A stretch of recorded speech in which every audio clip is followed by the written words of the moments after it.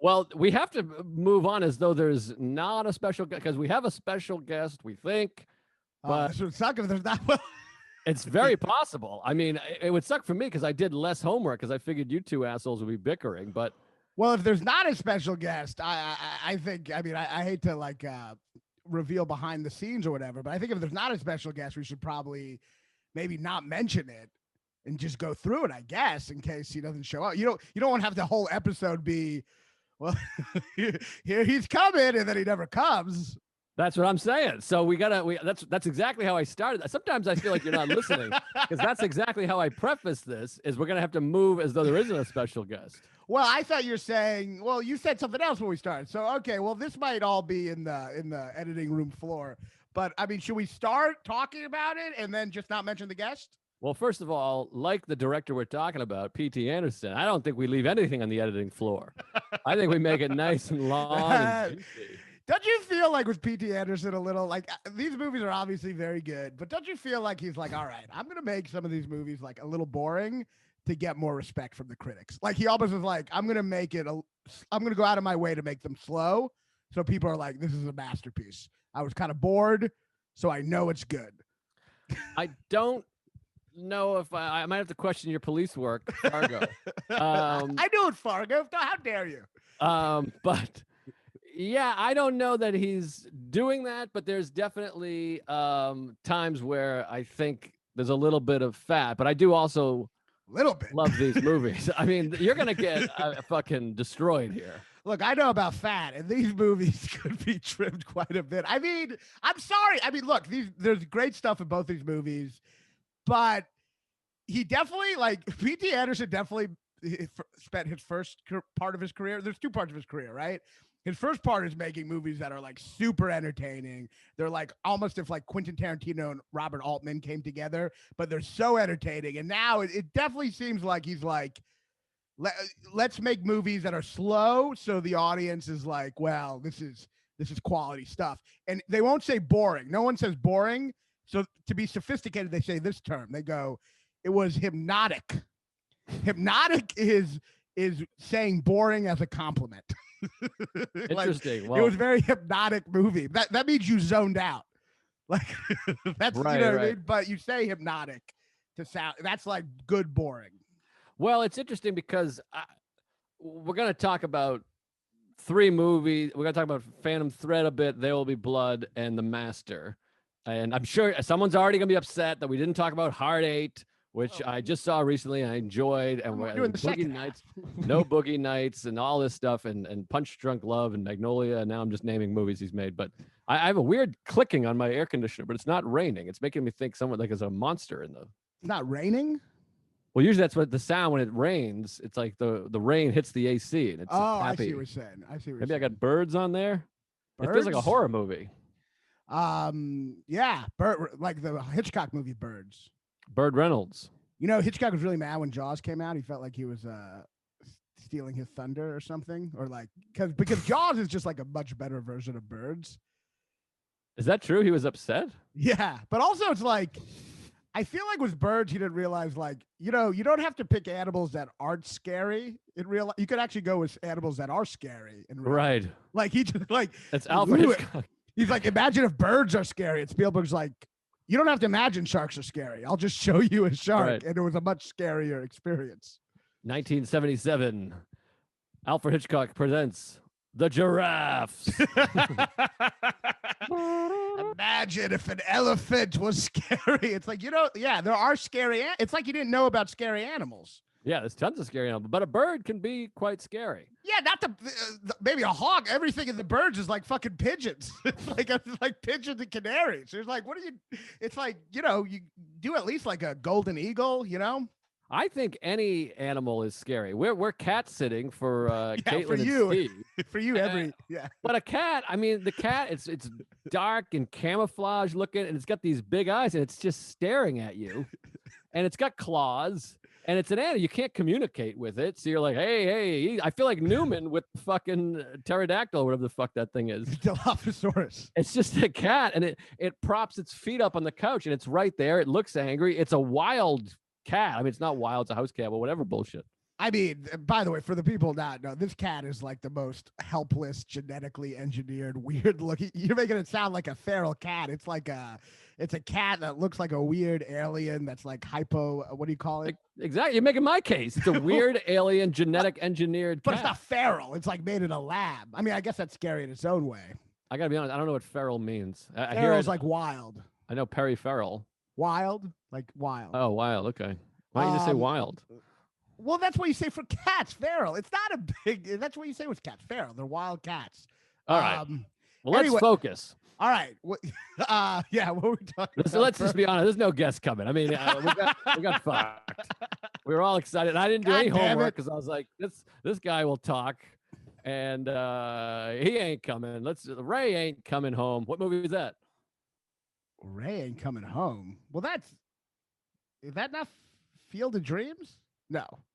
No. What is Ray ain't coming home? Wait. Ray ain't coming. You're thinking of Ray Liotta. Yeah. I'll do it more like the character. Ray ain't coming home. Oh, wait. We just talked about this movie too. We talked about it on this podcast? Yes. Today? Yes. Today. Not today, but the audience is pissed right now. They're screaming at the Ray ain't coming home. It's not Fargo. I have no idea. Your wife just said she was expecting him.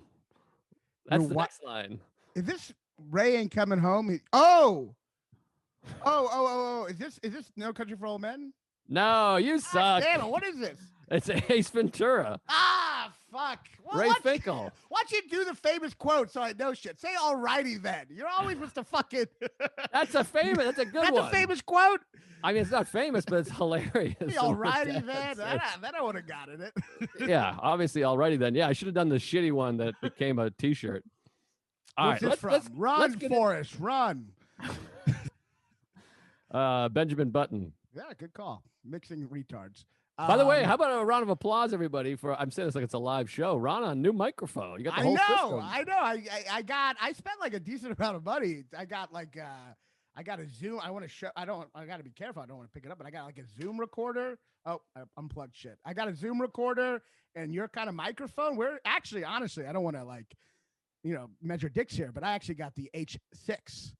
Oh, wow. I didn't know there was an H6. All I know is about the H4N. I asked my buddy, like, should I get the H4 like Joe? He's like, the H4 sucks. Get the H6 now. So now I got the H6.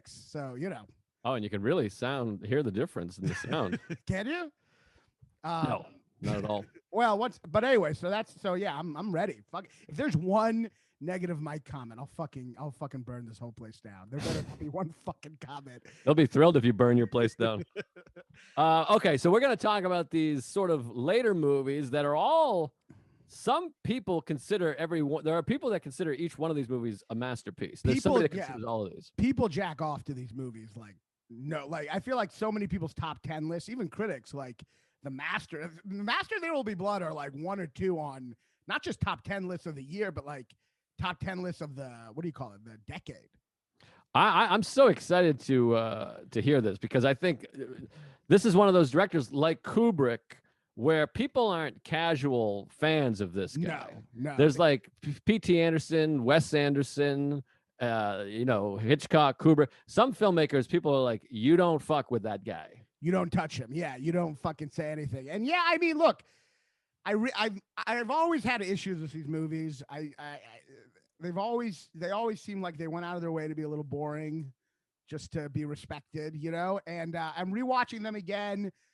There's a lot of stuff I love. You can't not like them. I mean, there's a lot of stuff I love. They're very unique movies, but I got issues, and I have the same. I feel like, do you feel this way where you had a feeling about a movie years ago and then you rewatch it again and you're like, I have the exact same feelings. Like I haven't changed at all. Yes. All the time. I say that all the time on this podcast, even. It's almost like you don't change. I'm like, oh no, this is exactly how I felt. I have a different feeling about The Master, but There Will Be Blood. I kind of have, well, we're going to start with There Will Be Blood, right?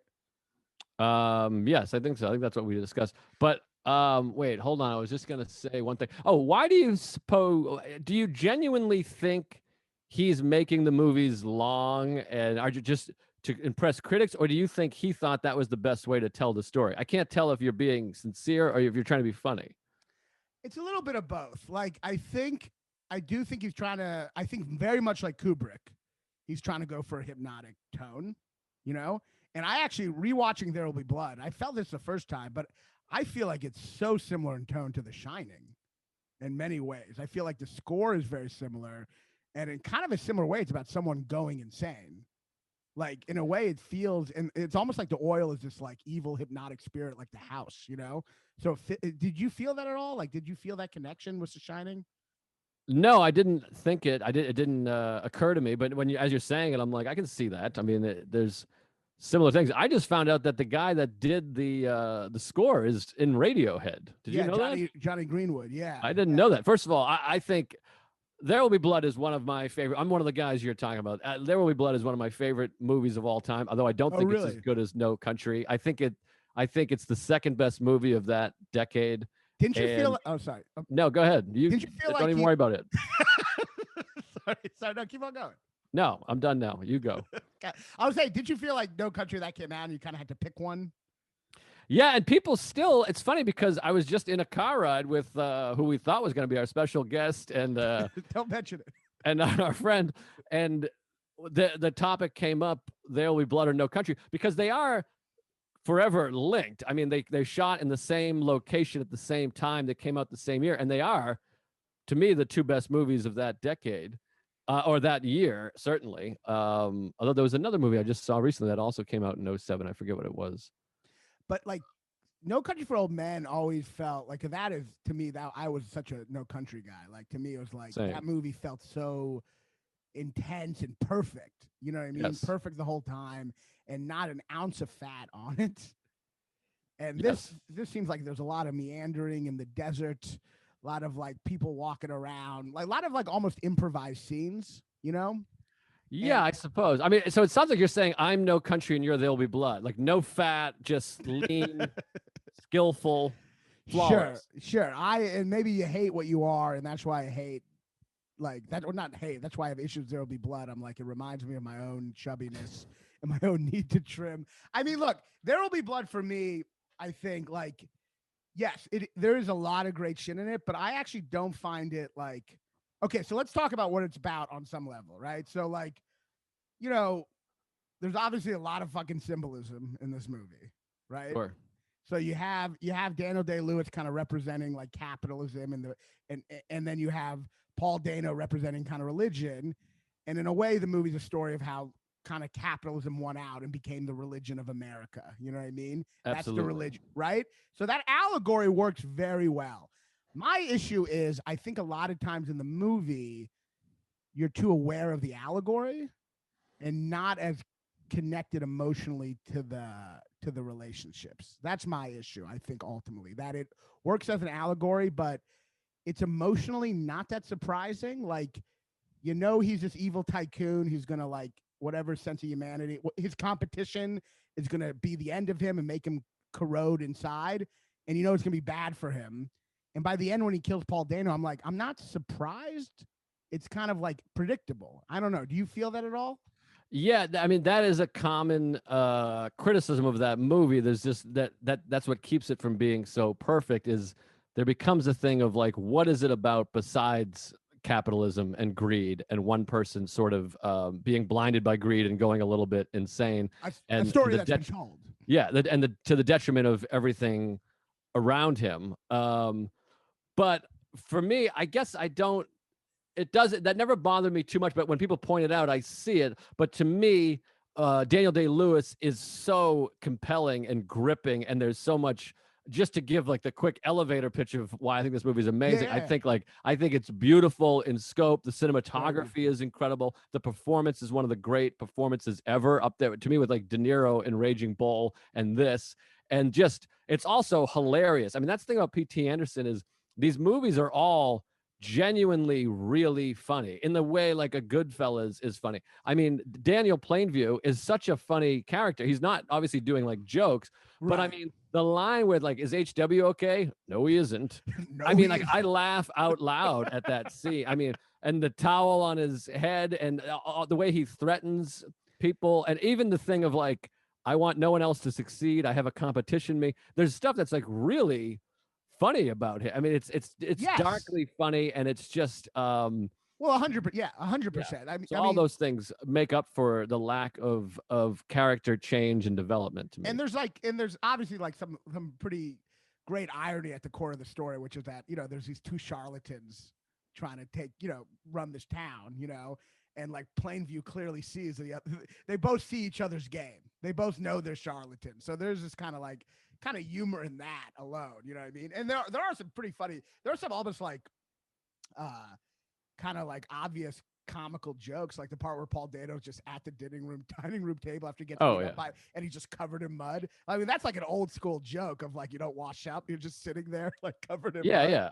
Oh, and he's fuming. It's like a comedy cut. I mean, and there's almost like Looney Tunes at the beginning when like the well explodes and he's just Yeah. covered in dust and it feels like this. And Well, it also, also has yeah, like horror movie qualities too. I mean, there's very so many much. with the soundtrack. It feels like a horror movie, and they even do like a trick in Jaws where at sort of the beginning where there's this horror music and you're like something awful is going to happen, and then the music stops. And that's when something horrible happens, when the guy Right. gets fucking killed by the thing lands on his face. No, that's what I love about the movie is it is set up like a horror movie the whole time. It just feels like a horror movie. It feels like The Shining, where he is kind of like going insane slowly, and that's the hypnotic quality of the movie. That while it is slow at times, it's not. While it is slow at times, like it does kind of capture that thing in The Shining. That's also can be like to be hypnotic. You almost have to have some repetitive shit where you zone out. You know what I mean? That kind of Right. has. So the hypnotism in the movie is kind of like does kind of create that horror feel. Um, and it is funny too when Paul Dano like beats up his father. Like Paul Thomas Anderson is clearly does this thing in The Master and There Will Be Blood, where I'm pretty sure they don't choreograph the fights. The director's just like, just do what you think you should do, and then it's like he captures these really awkward fights. Yes. Because like Daniel Day Lewis, it seems like PTA was just like it's like if someone put a camera on both of us and we had to fight, it would be so awkward, Well, I'm a then, trained fighter, so it would be different. it would be awkward to find out like your all the money you paid for that didn't really come to anything to fruition. It would be awkward and a lot of things, but like it is like literally Daniel Day Lewis when he beats up Paul Dano. He's literally slapping him in the way where you're like, quit hitting yourself. Like it's literally like that comical way, Well, I always think about that scene because they're both like method actors, and Daniel Day Lewis is living as that guy. And I always thought like Paul Dano should have got an Oscar just for like when he's dragging him through the mud and he's literally like taking mud and putting it in his mouth. You know that he really did that, and there is no moment where Daniel Day Lewis is like, "Shit, I'm so sorry. Are you okay? That was crazy. Let's go get lunch." Because he's in this character of Daniel Plainview, just Yes. beating the snot out of Paul Dano. Some Which of is the fight scary. scenes, by the way, in The Master are just like shit when he's attacking the guy and he's just kind of doing. It's Seems almost so, like it seems so The pointless. Vanishing. Yeah. It's like what are we watching? It just, but it is scary if Daniel Day Lewis is beating you up in a movie. It's a little scary because much like a real serious guy beating you up, you're like, he could kill me. He's like in a weird trance. Like Daniel Day Lewis is the greatest actor of all time, but I think it's because he's insane. Like I think he's not well. Like, he's clearly not well. I mean, anyone that can just transform into that. I mean, but yes, he's crazy, and it's turned into great art. But if he's beating you up, you're like, I hope because Cut ain't gonna do it. Right. Cut That's what's tricky with that fucking method shit. It's like you can picture P.T. Anderson yelling "cut," and he's like, "I don't listen when you say cut." What is this cut? Cut? You mean stab him with a knife right now? Perfect suggestion. Yeah, right. It's like, yeah, it's a scary thing. Like and it also brings up a good point about performances because both these movies. But let's talk about I guess There Will Be Blood. So much of is about acting in a way. Like they're both giving performances in the movie, right? He has his church, which is basically just, as Daniel Day Lewis says, one hell of a show. You know what I mean? So he has his performance in the church, and then Daniel Day Lewis has his spiel where he's just like, I'm a family man. This is my son. So they both have basically these acting monologues they do essentially, and they're both like recognize that they're both full of shit. You know what I mean? So it's kind of like that's a big part of the movie, the sense of like almost like acting and acting styles, Well, and it's also a credit to Daniel Day-Lewis, and maybe a knock on the script is that if you had in the hands of another actor, this movie is not as great. It's not as No. compelling. I mean, if you had, you know, whoever, Christian Bale or Michael J. Fox playing this part, it's not going to be as Well, great. Not that Christian Bale's not great, well, you could but do that. You could be like, if Schindler's List, you had Jim Carrey in it, it wouldn't really have the same effect. well, that was the joke I was going for. But Oh, yeah, sorry. obviously it was like anyways, but yeah, I mean, he carries the movie. He's so like unbelievably compelling and also hilarious. A hell of a show, and Hell of a show. when he's doing this, the end is hilarious. I mean, the milkshake thing is hilarious. I drink it up. It's the best impression I do, by the way. I drink your milkshake. Well, they say that is very good. They say it's I abandoned my child. That's pretty good, right? It's okay. I feel like I'm doing the same thing you're doing. No, Mine is really, really good. I mean, pitch perfect. I abandoned my boy. I feel like I'm fucking. That's yelling. good. The boy you got. I abandoned my boy. I abandoned my child.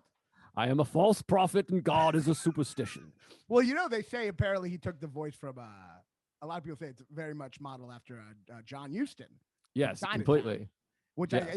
that's the future, Mr. Getty. Yeah, it kind of has the same like thing. Yeah, I mean Daniel Day-Lewis is incredible, but I do think like I think, and this is where like I guess No Country for Old Men is like a great screenplay, you know? Of course. And I think like movies I love are the ones that are also like great screenplays too. Like, and I think was like No Country, there's so much metaphor, but it's such a concrete story as well. And I do think this is kind of like an allegory first at times, which makes it a little pretentious and a little kind of like the symbols are right on the surface.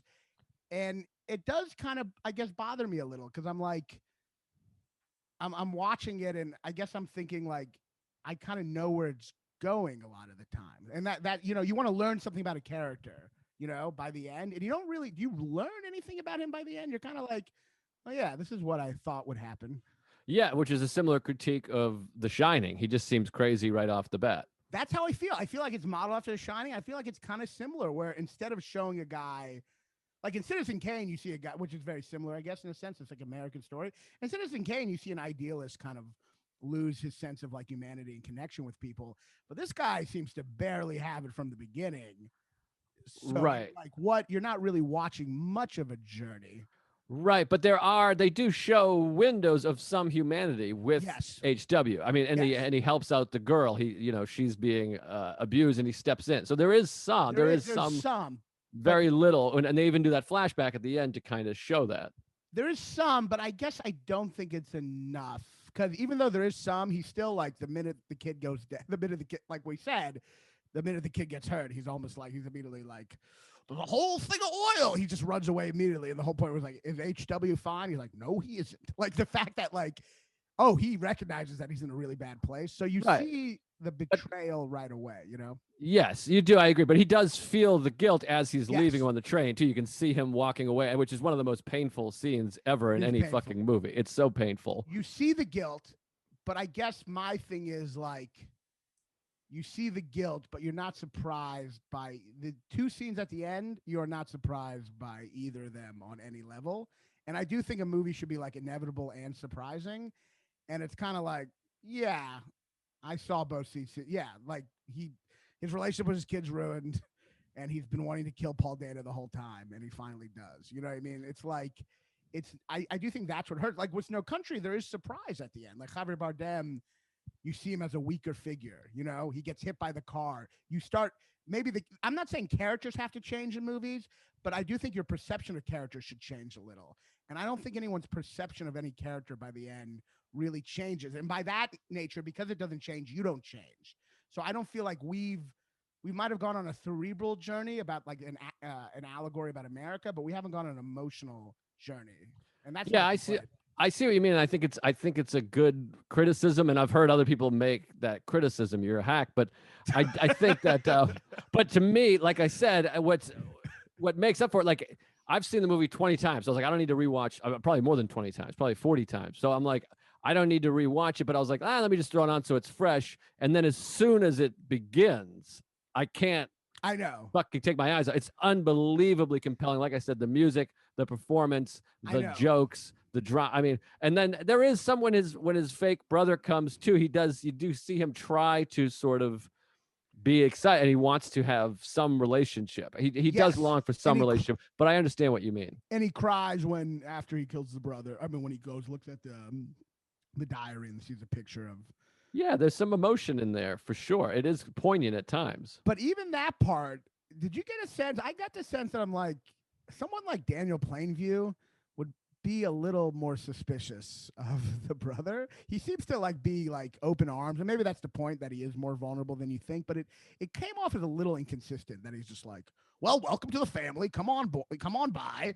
And then only like 3 months later, does he, like, is that the first time he reminisced with him? And weird, like for someone who had no memory, it seems like it's weird that it took so long to figure that out. I don't know that it's 3 months. Is it 3 months? Did they make that clear? It could have been. I mean, it 10 felt like 3 months. I mean, well, it's a very long movie. I agree, but I don't know. I mean, but to me, that shows, like you just said, that shows more his longing of like, and Yes. the guy has some pretty good evidence because obviously he had the Yes. diary and shit. So the information sounds right, and I think he just wanted to believe that because he is longing for somebody, for something, Yes. which is what the Master's about, which we'll get to in a minute, I think. But also, we should mention also, don't you think there's some Iraq war in this allegory? with the as oil well? and stuff. Well, and he's obviously the oil, but he's also full of shit. He's pretending to, Right. this is my son. His mother died at childbirth. That's how he gets in. He manipulates the audience to go, my wife died during childbirth, and cut to now they're drilling because everyone went, oh, okay, we need that. So I feel like there's some allegory too to the Iraq war I of think false pretenses. Yes, I think Iraq war, and I think on a bigger sense, just colonialism in general. It seems like the way it seems like such a, that colonial perspective where you're like, we're going to make this town better. We're going to make this town more advanced, but only by you all serving me. So that's like your defense for taking over a town. We're going to get the water. We're going to get the bread. We're going to get the schools, but I'm taking over this town. You know what I mean? Just like Iraq war, you're like, we're going to give you democracy, but we're taking over. Yes, and it's really ultimately going to work out for me the most. But you'll use these kind of things to justify it, which is, like you'll use the fact that you don't know how to have bread. Bread should not be a luxury. You don't have these things. We're going to give you these things, which is such a great justification for taking over anywhere. It's a shithole. I'm going to make it better, but I'm running the whole fucking thing, and I'm going to ultimately take it all from you. But yeah, I mean, I do see that, and yeah, you do have like this war between capitalism and religion, and America. And it is true, capitalism is kind of like the religion of America now. It is a religion, and it's the religion we believe in, and it beat out religion on a lot. Religion kind of ends up playing second fiddle to capitalism. And also capitalism is insane, much like Daniel Day-Lewis. I mean, it is insane. We have privatized prisons and people having more money than, like, very few people having so much more money than anyone. So like, I do think it works metaphorically, but I guess I wish, and I do agree there's a hypnotic tone, but yeah, ultimately it's kind of like The Shining, where I'm like, I'm watching him go crazy, but I'm not really like, I kind of know he's going to go crazy. I'm not like, there's not much, what do you call it? There's not a moment where you feel like he could go the other way, which I think makes it more of an exciting drama at times. Yes, I suppose. No, I understand what you mean, like I said, but there's moments where it feels like it could go the other way, where his son comes back and he seems to feel bad now, and maybe he's going to try to work when he gives him a hug, and then the kid slaps him in the face, and then the brother scene. But I know what you mean. Ultimately, I just think it's like unbelievably entertaining. It's not as good as No Country. It's way better than The Shining. And there's some amazing. There's some amazing. I mean, it's truly one of my favorite characters ever. I mean, when he first meets Paul, and he said the way he shakes his hand and pulls it in, he goes, if I find out I went all this way, and I'm going to take more than my money back, is that all right with you? Threatening somebody with their permission is just such an amazing thing. It's so beautiful. I wrote that down. That line's incredible. If I come all this way and you turned out to be lying, I'm going to take more than my money. Is that okay? Like the fact that he's it's amazing. I might just think you did. But I feel like my impression's really getting even better every moment. I drink it up. I drink it up. No. That line's been had. You can sit down now. That line's incredible. The other line, why don't I own this? Like that's just like the capitalist question of all time. Why don't I own? Why is this one little thing It was not under my. Paul. It It was was Paul. But it's like, That's no, it's great. People hate the ending. I like the ending. I think why do it's people hate fun. the And ending?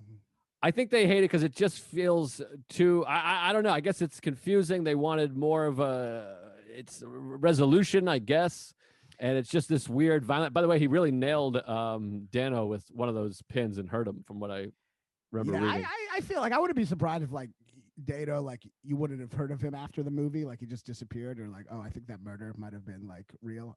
He You know what I quits mean? quits Like the he's business. gonna murder. So I think that's why he retired, because he realized he's probably gonna end up murdering someone on film. I don't. Yeah, but it's funny that people thought the endings. Like to me, the ending is so like predictable. Like, first of all, he literally halfway through the movie beats him up and goes, "I'm gonna put you underground." Like it just kind of leads up to that, and like I don't know. To me, it's like seeing him alone in a lonely mansion. I mean, that's just like that's you're just waiting for the whole time. I guess it's like I guess ultimately, as great as the character is, and as hypnotic as the tone is, I guess I feel like I've seen the story so much, and so it's like it doesn't twist it. It might twist away at the execution, but it doesn't twist the actual story to a point where I'm like feel like I learned something different at the end. We're still just like Citizen Kane alone in a mansion, you know? You look like a fool. And then, well, that's the other thing. I think because it doesn't really do anything kind of surprising at the end, I think it tries to make up for this by being very over the top and campy to try to make up for the fact Right. that it's kind of like not really much of a big emotional like realization. It's just kind of what you've known the whole time, you know? I think that was one of the criticisms. Of it just felt like they didn't have an ending, so he goes, "All right," he just beats him to death with a bowling pin. Yeah, it doesn't. Yeah, the ending. I mean, there's some great stuff in the movie, and there are parts in the movie where I'm like, this is the best movie ever made. It definitely feels like that at times. Yes. But like, I do think by the end, especially when you compare it to No Country, which is like, there's so many surprising things by the end of No Country that you have, you know, where you look at the characters differently. It's I don't. much more poignant and touching Yeah, and you know, relatable. I think this works on a cerebral level and not an emotional level. And for me, I like my movies a little more emotional. I do think what's interesting though in the movie, which it is kind of interesting that like he knows he's a charlatan, but he's kind of almost mad that there's no God, you know? Like he's mad that he's almost Daniel Day-Lewis is almost mad that he knows the other guy's a charlatan. And he's almost in a way by the end he wins, but he's kind of upset that he wins. Like he's kind of upset that he's right in a way, that the world is meaningless. Well, but he loses. I mean, he doesn't win. He loses. Yeah. I mean, that's the emotional part that I feel like He you're goes just crazy, skipping yeah. over. Yeah, and then his son is happily married and now in business, and he should be happy for him that it worked out. And he says, "No, you're my competition now." Woof, woof, woof. Yes, but I'm not saying it's not. I guess what I'm saying is it's not emotional for me because you know that's coming. Like you know the guy who's all about competition.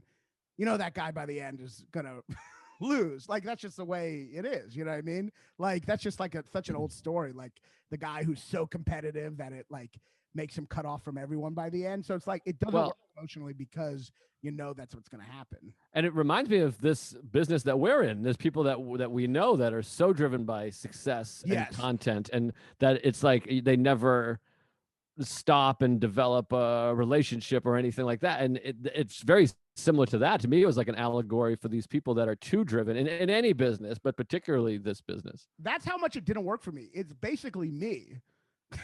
I cut myself off from everyone. I mean, I'm not successful. I guess that's the part, right? But you can't speak. Woof, woof, woof.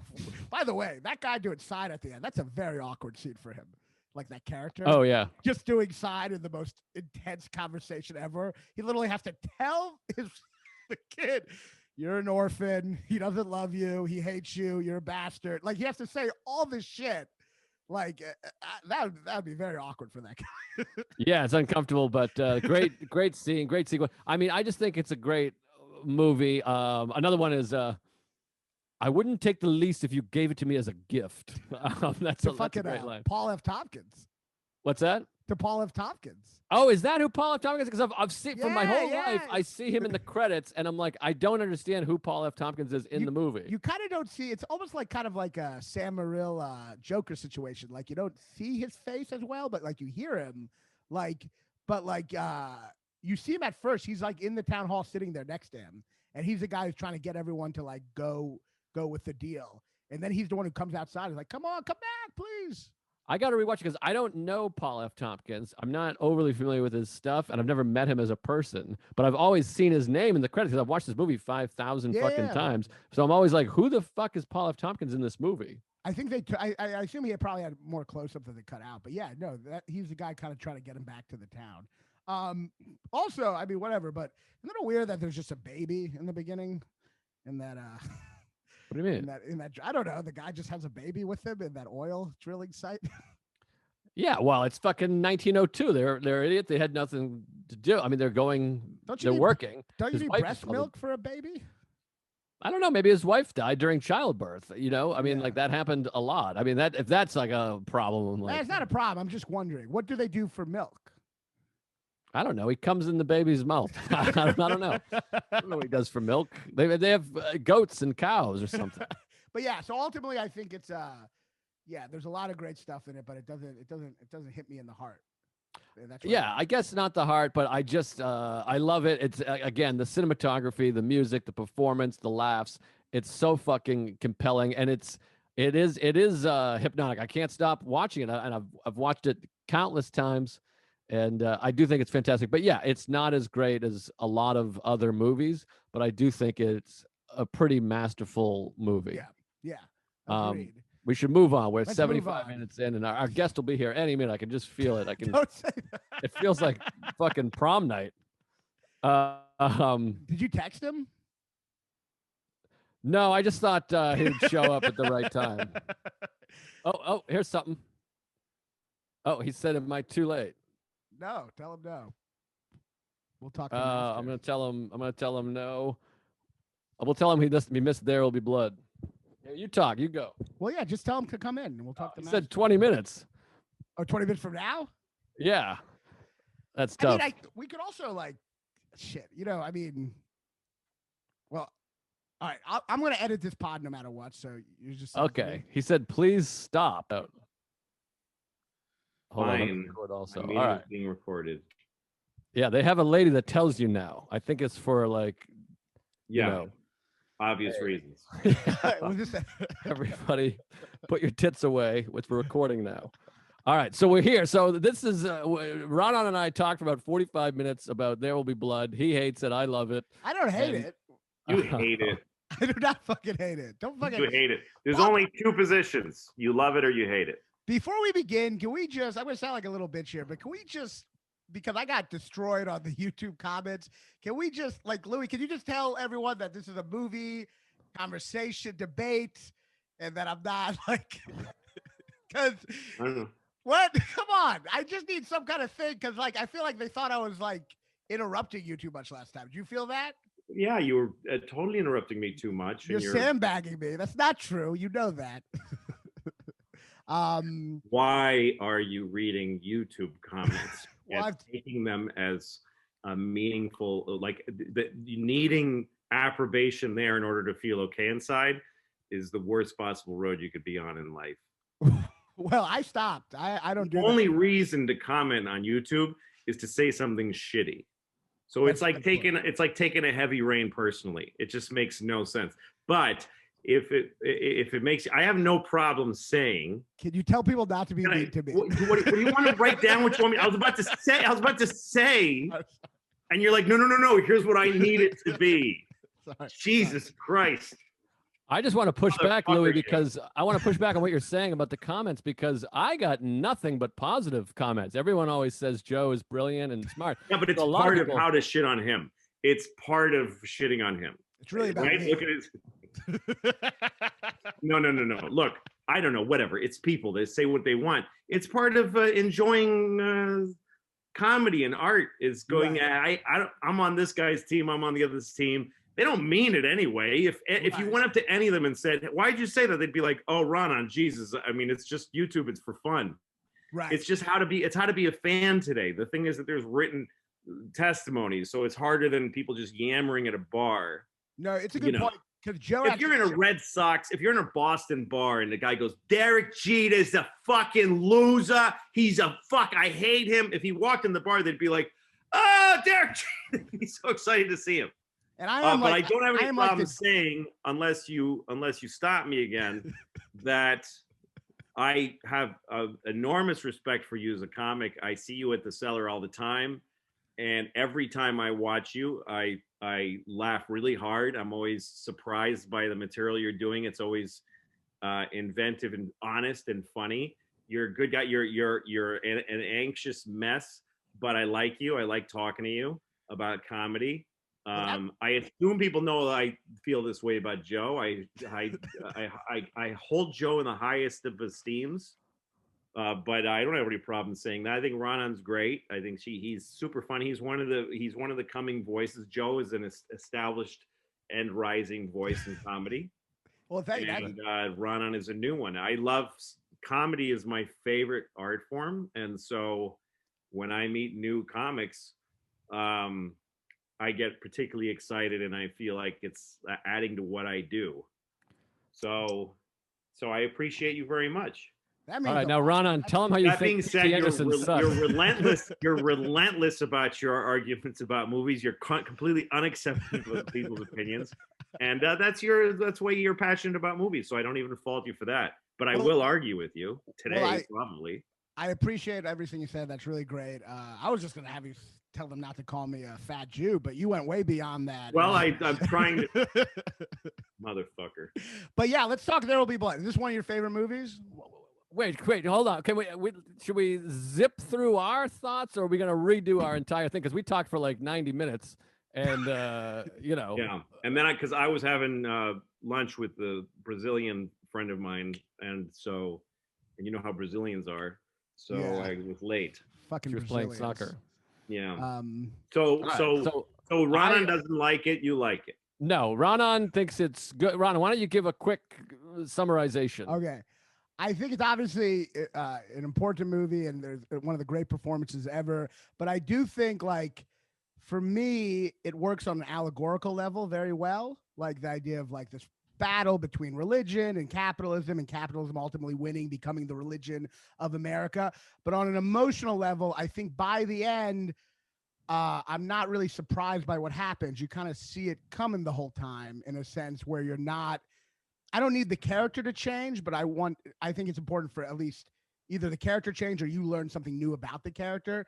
And for me, I thought the ending does I guess I ultimately kind of see it coming, and it doesn't work as much emotionally as it does cerebrally as an allegory more than an emotional journey. Okay, and what does Joe think of the movie?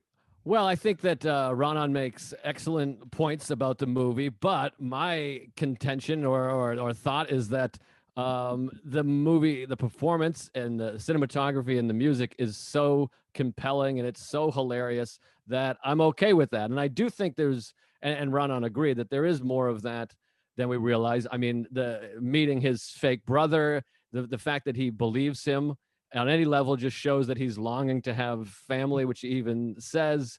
And he does feel guilt for abandoning his son the first time.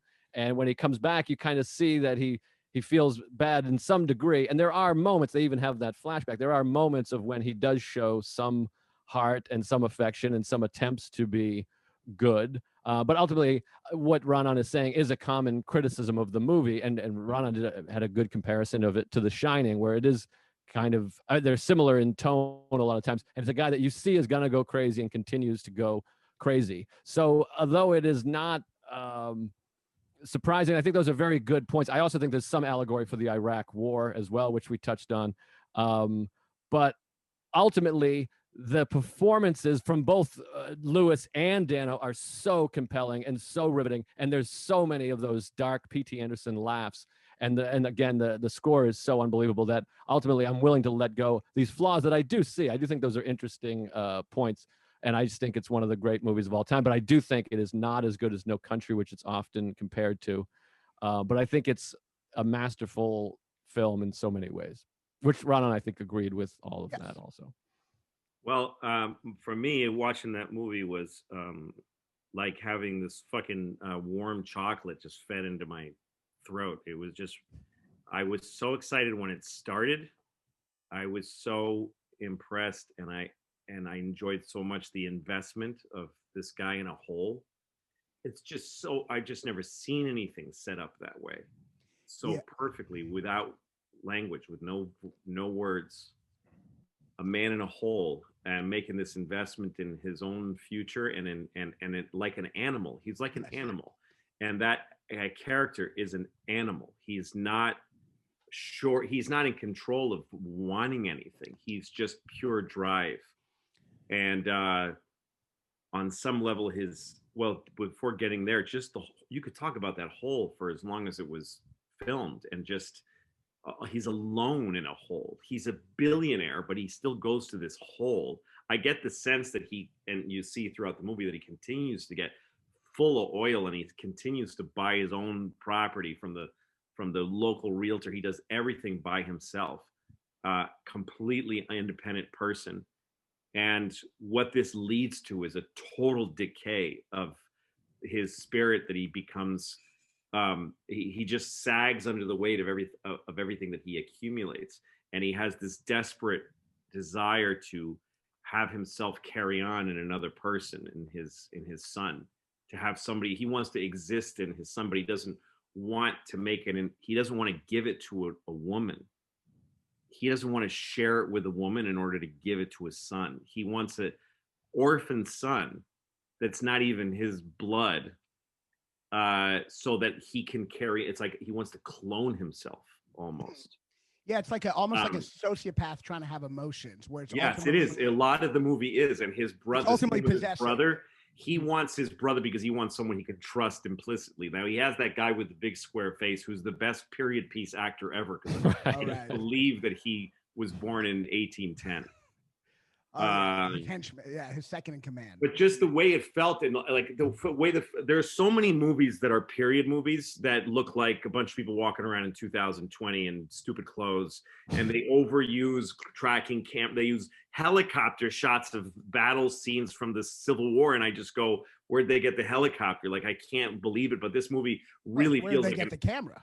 What's that? Yes, I know, but it's an illusion, it's a trick. But this movie is stripped bare, and I really believe where I am. And as soon as it started with, like Joe saying, the music and the cinematography and the acting, I was like, oh, all right, I'm here, I'm willing. You could just fucking abuse me. I don't give a shit. I love this so much.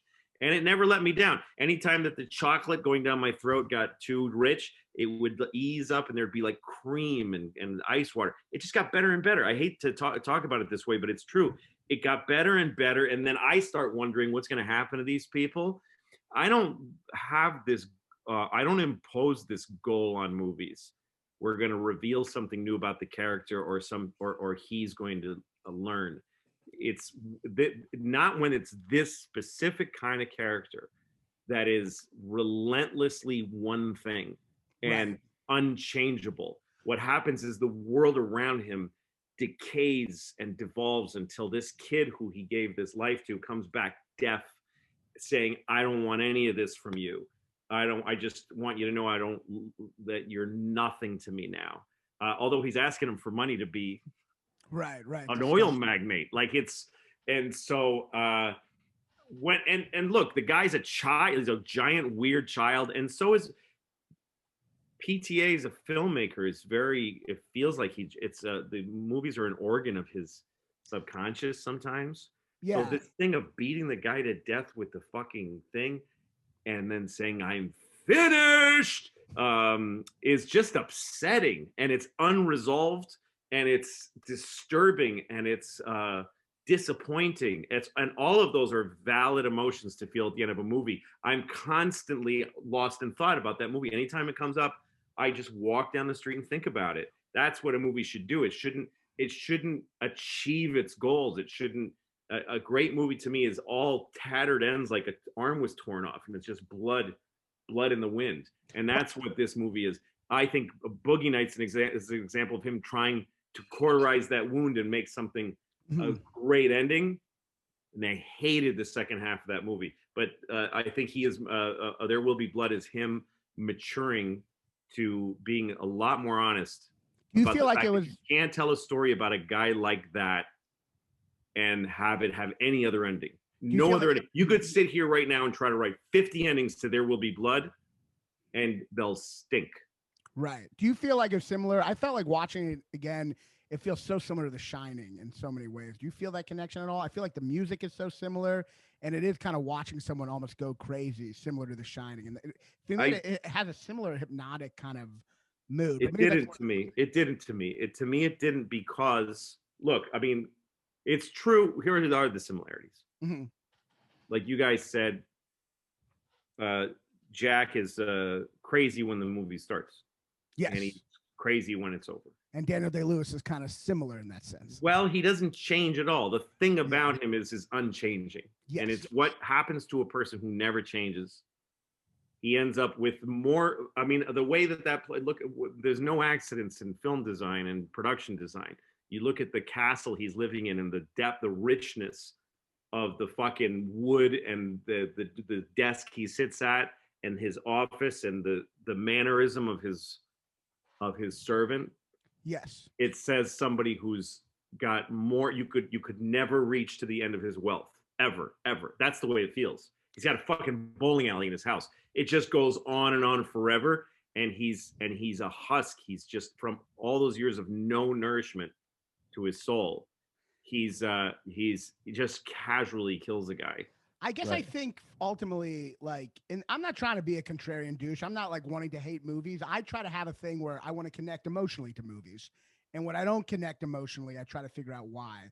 And I think, and I was talking to Joe about this before, I think cerebrally it works and everything it works, but on an emotional level, him alone in the house at the end is just like, you've seen that story. You know that's what's coming. This is where I disagree with you. I don't see it as a cerebral victory with an emotional lack of emotion. I think there's a spectrum of emotions that you're neglecting, and part of it is because you're a young fella and you haven't learned to appreciate these, and this is why Paul Thomas Anderson has come to them later in his filmmaking too. Well, first of all, I'm 58. What? I'm 58. I'm actually older than you. Been wanting to take that card this whole time. I looked. Louis 61. I'm 68. I can do it too. Joe's 100. Right. I love that. I love that he has a bowling alley in his house, which is obviously bowling just symbolizes friendship and fun, and you get a group together and bowl. And clearly that's his idea of like, put a bowling alley in here, and like that guy's never bowling. He's not having people over. I mean, it's a perfect idea of what he thinks he should have in his house, and is never going to use the way you should use a bowling alley. The one time he used it is to murder someone. Exactly. The only time he's ever used the bowling alley was to commit first-degree murder. Probably, and I think there's also this absurdity that the world around him has these things like bowling and milkshakes. Yeah. And that he's just a guy with whiskey, and once in a while they bring him a milkshake. He doesn't even know. He's never been to a place that serves milkshakes. He doesn't know any. He's an animal. He's a sick, fucked up animal. And the dryness of his feelings at the end, and like there's a horrible, desperate look into the void of humanity that I think is very emotional. It's not emotionally. It doesn't have those sunny emotions. It doesn't have the primary color emotions. I don't need sunny emotions. That are satisfying to come from a film. It's on another level. It's a different, and it's those strange alloyed emotions. It's not gold or zinc. It's brass or something. It's a really fucked up, strange thing that he created in that movie. I've never seen it repeated. I've seen 1,000 movies that make me feel like, all right. And I know those feelings, and I'm happy to have them again every time I see him in a movie. But Paul's movies are not that. They're not that kind of. It's a different kind of satisfaction, and it's extremely emotional. This guy's lack of love is as interesting and valid and emotional as other people's great "look how much I love everybody" things. The lack of woman thing is interesting also that you said, because, you know, I'm thinking about it now too. It's like there is really hardly any women in the movie, and it is weird. He has no relationship. The only thing you see is that his brother wants to go to whores, and even with the whores, Daniel Day-Lewis is just on the porch, just ruminating. He's never going to cede a second of territory to somebody who's a wild card, who's the opposite sex, who brings out desire in him. Any of that. That's seed is perfect. It's almost like he doesn't want to give up his seed. No, it's like that's his. I'm not giving it to a woman. That's my milkshake. Right. Which, by the way, is one of the best shots of the movie too, when he's watching his fake brother just have the time of his life, and he's just sitting there, just So fucking like angry. loathing him. And again, I was saying before you got here, Louis, to me, it's like also an allegory for people in our business, particularly, but in any business, I guess, that are so driven by success and content or something. This idea of people watching somebody have a nice time, and what this guy's with whores, but maybe whatever kind of nice time they're having. And he's just looking, going, this is not business. Like, this is not going to help you accomplish business, you piece of shit, you fucking idiot. And so I thought it's a great depiction of that, and of a lot of people we know, and people that get wrapped up in that idea of success. Well, and also if you compare his purist idea of like putting everything into your business against being with a bunch of whores in a tavern, like in other words, it's not like the thing he's not taking part in is so great either, in a sense. Like neither of them, him or his brother, or Paul Dano, are after love or real human contact. Right. They're all greedy fucks, and they're all confused. I mean, to me, one thing I'm haunted by with that movie, and by haunted I mean something I can't resolve, so I think about it a lot, is when his son gets injured, and there's the obvious display of who he is by that he works all night to cap the well before he goes near his kid. But when he does, he's holding his kid. If you look at it, it's exactly the same pose as John Lennon naked with Yoko Ono, when he's got his leg over him, and he's holding him like this, laying on his side, kissing him, and there's so much love and affection in that moment. And it's very confusing. It's very, I don't know everything about what it means. I really don't. But again, I attribute to that's honest filmmaking. It's almost like the feeling more than a movie that has a clear bells. Like when I used to go to church as a kid, and once in a while they ring a bell. And I asked my mother, why do they keep doing that? She goes, they just want you to pay attention to this one part. They're like, listen, this part's important. And so there's a lot of movies that do that.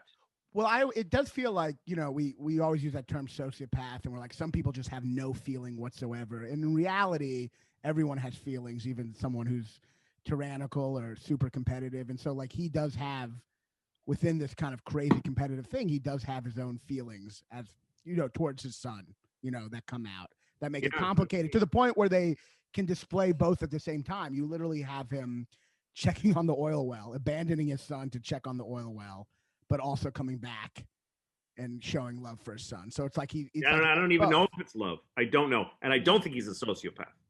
Or I don't think he is. I think that people who aren't, not a sociopath, because he cries and is upset. Yeah. Sociopathy is not about feeling. Well, let's just say someone who's fucked up. Yeah. Pretty emotional, fucked up people who feel all kinds of things.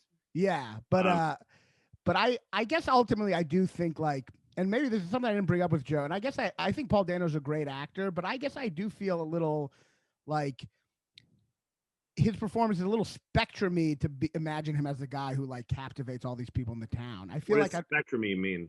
Like a little like a little autistic. Like to me, he doesn't have the charisma it would take to like captivate a whole town. I actually, I know what you mean. I mean, he's a little young for the so part. Young, yeah. Like, but in those days, actually, that made me feel more transported to that time, because people didn't act like they do now. Mm-hmm. People certainly didn't show Christianity has a really strange place in American history, because essentially there's been people who have been acting insane throughout American history, right, and being praised and paid for it, like speaking in tongues and all kinds of. We have this weird part of our legitimate history, like U.S. presidents going way back have like posed and shook hands with guys who have literally healed people, and spoken in tongues. It's insane that we're that close to something that's like a very esoteric behavior. So I think it was well shown in that. I think Paul Thomas Anderson sometimes Jesus, the fucking discipline of Daniel Day-Lewis's performance, and even the kid against Paul Dano, who I think he just kind of let him off the leash and said, you do whatever you want. Right. I might have said, bring it down a little, but then it wouldn't have been. I mean, it's an insane movie. The movie's also not a period piece about oil. It's a fucking dream. It's a sick dream. It's I don't know where the fuck he got this story, what made him sit down and write it the way he did and film it the way he did. But the thing that I get really excited about is somebody who makes a dreamlike movie, but knows exactly what he's doing. That doesn't just throw mud against the wall, goes like, this is what it has to sound like. This is what the colors, this is what the oil, the black smoke looks like against the sky. This is, we're going to be, the colors in this movie are going to be black, navy blue, and tan. And there's not going to be any other colors in the whole movie. And this is what the music is going to sound like. And this is what his mustache is going to look like. And what he looks like when he's pissed off and with a drink in his hand. That's it. Discipline in a dreamlike movie is a great combination. I think he does that. Also, one of my favorite parts is when Paul Dano goes, to the first woman he heals, he's like, I'm going to speak in a very gentle whisper. And then a minute later, he's like, God, get out of here. He's just like screaming. Well, and doesn't that scene let you know that that's how he captivated this town? And also there's something to that too, that he's not so special. He just claimed to be the thing. I mean, I think there's something to that too, is that he doesn't have to be some great guy or leader or a certain age. He's just the guy that claimed he has access to God, and they go, oh shit, all right. Which is kind of similar to the Master. It's almost like the person who says I'm a genius or I'm connected, everyone just kind of believes that person. You know what I mean? And they just kind of say that. And I also thought, to me, the movie's about acting, like performances. They both have these performances to the town that aren't real, you know, and they both realize they're both charlatans, you know. But I do think Daniel Day-Lewis, you have to know I mean, I don't know. Yes. You're right. I was just saying they both recognize each other's game, essentially. Yeah. They're the only two people that are they're both from the 1900s, and they're both 20th century people living in the 19th century. Exactly, and they're both. And everybody else is an idiot. Everyone else is an idiot, which they don't explore the town very much. It's definitely not a Robert Altman movie. This is definitely more of just a movie focused on their kind of battle. But I do think there is a part in the movie even though I still think by the end, I do think I don't connect to it outside of, I see it too much as an allegory more than like concrete emotions by the end. But I do think the thing that I do found interesting in the movie is like Daniel Day-Lewis seems to be upset on some level that there is no God, that this guy is a charlatan. There seems to be some weird anger towards God that he puts towards Paul Dano, you know, and that's how I sense it a little. I just see it as a really sadistic, rubbing his nose in it. I don't think he has any anger towards God at all. I think he's mad, like when the kid gets deaf and he punches him and kicks him and goes, "Can you heal him? You know you can't heal him." There's an anger that there's not a God. There's an anger like that there's not a God. And by the end, when he wins, ultimately, you know, he's almost mad that he is the one who succeeds. You know what I mean? Like there is no meaning in the world. I sense that through the movie, like this kind of anger that there's no God. Yeah, know? Maybe. I could see that. I forgot about that scene when he's like, "Can you heal my son?" You know, and he's just like kicking him on the ground. Yeah, he loses control. Yeah. Though we were saying we'll move on to the Master, but we're also saying, I think before, which is interesting, like Paul Dano, like it's very scary to get beat up by Daniel Day-Lewis in a movie because you don't know where Daniel Day-Lewis is going to end. And it's certainly not going to be by cut. Like he might just keep on going and murder you. So that's a very intense thing to be beat up by. Is that what he said, Paul Dano? No, I'm just saying. I feel like Daniel Day-Lewis gets. He's like a method guy. I mean, I always think that scene where he's like beating up Paul Dano and shoving mud in his mouth. I'm like, I cannot imagine how unpleasant it is to work with this guy in a scene like that, where you just want to be like, "Hey, can we just figure out a way to not have a bunch of mud shoved into my mouth?" Yeah, and it is scary. Like what we talked about this before. Yeah, like you could picture him being like, he's saying cut, but he's in that character the entire time. So. You just hope that he has some bit of humanity left in him to. I had that happen to me one time in a movie. Somebody was beating me up. It wasn't Bradley Cooper. It was the most beaten I've ever been in a movie. We had a lot of fun doing that together. But I was in a movie where a guy's beating me up, and he was a very methody guy, and it made me very fucking uncomfortable. I almost got mad and hit him. Which is you being method, right? If you got mad and hit him. Oh, if I had been, yeah. Yeah, that's method.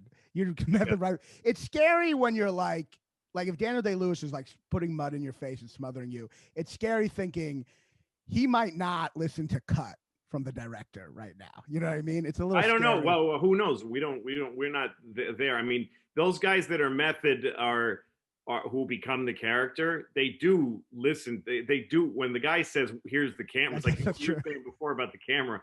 When he says, "Look, the camera's going to be here," he doesn't say, "What did you think?" You know, I guess that's true. When I was working at Conan as a writer, I wrote a bit for Martin Sheen, who was going to be a guest on the show.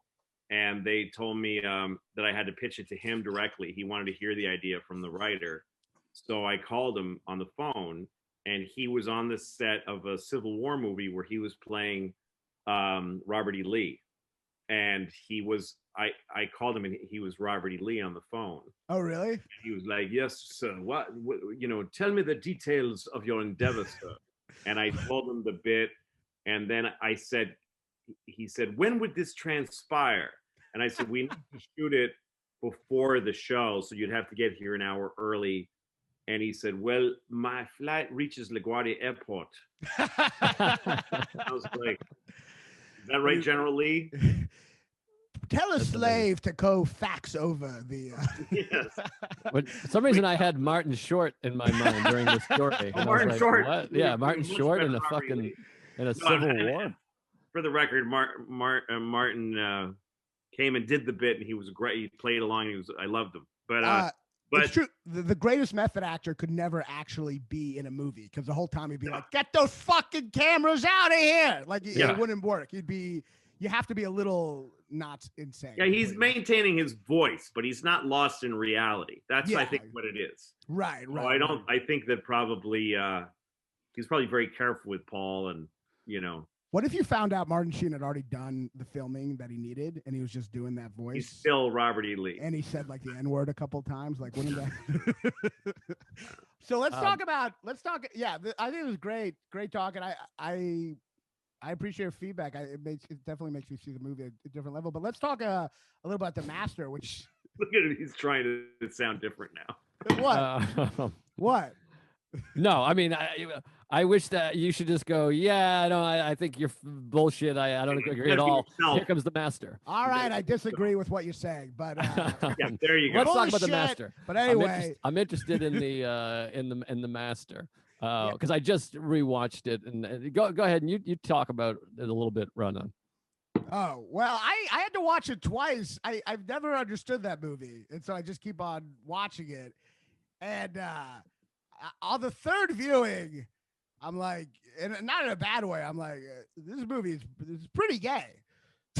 There's a possibility that is what it's about, because there's a lot of debate of what this movie is about, and it definitely feels similar to Brokeback. I feel like I was watching Brokeback. There's like a love affair throughout it. They are like lovers. I mean, it ends with him crying and singing, "I wish I could bring you on a slow boat to China," which is the girl singing in the beginning. I feel like, I mean, if it's not gay, why'd I jack off to it? That's my proof, But, no, it does feel gay. I mean, even the only sexual moment we have is Philip Seymour Hoffman getting just a stand-up angry hand job from his wife, and they do seem to connect more than any other two characters, and there's hugging and there's love, and they can't be together. Well, even the hand job, she's jacking him off, and she goes, "You need to stop with this." And I feel like she's talking about him being gay. She's like literally saying it. Yeah, no, I think it's funny that I've watched this movie 3 times, and by the end I'm just like, fucking gay. like that's well, there's certainly, I mean, he has not all there is to it. But. No, there's much more to it, and I'm not just saying, oh, they're gay, but like certainly P.T. Anderson has to be aware that there is homoerotic tones to it between these two characters, and they talk about how much they feel like it's such a. This is like, I guess to me that's a very old world view of it. In other words, back when everything was whatever, back when everything was the word that everybody uses, heteronormative. Right. Anything that there is like you raise a little faint air of something, but then it became important that there was homoerotic tones to it. Like there's a movie with what's his name? Fuck, I don't remember. Elliot Gould is in a movie where he's in college and his college professors are trying to. He's doing his like oral thesis on F. Scott Fitzgerald, and they're trying to say that Fitzgerald was gay because of the love between the two characters in The Great Gatsby, the narrator and Gatsby, and he's saying, why do you have to do that? What is it's just great literature? What are you doing? It's like, yeah, there's like all kinds of, but saying homoerotic is like saying there's chemistry between a man and a woman in a movie. It's insignificant. I mean, the movie is a fucking mess of energy and feeling and love and deranged sadism and I mean, the guy's making gasoline potions and poisoning people. It's fucking insane. I've never seen anything like it. That movie is mystifying. I love it. I love it. I could never watch it a third time. I've watched it twice in my life. I'm saving the third time for my 70s, I guess. I don't want to ever not like really it. see the gay shit the third time. I'm telling you, the third That's time when it it really comes out. it's like by the fourth time it's a gay porn. I'm pretty sure It's like a strange love, but it doesn't. It's a love. To me, it's a love affair, though. It's a love affair, for sure. But it's not. It's strangely asexual and multisexual or something. It just goes so much further than like, oh, I think there's something gay going on. Is these guys? It's like a love affair between a block of ice and a hyena.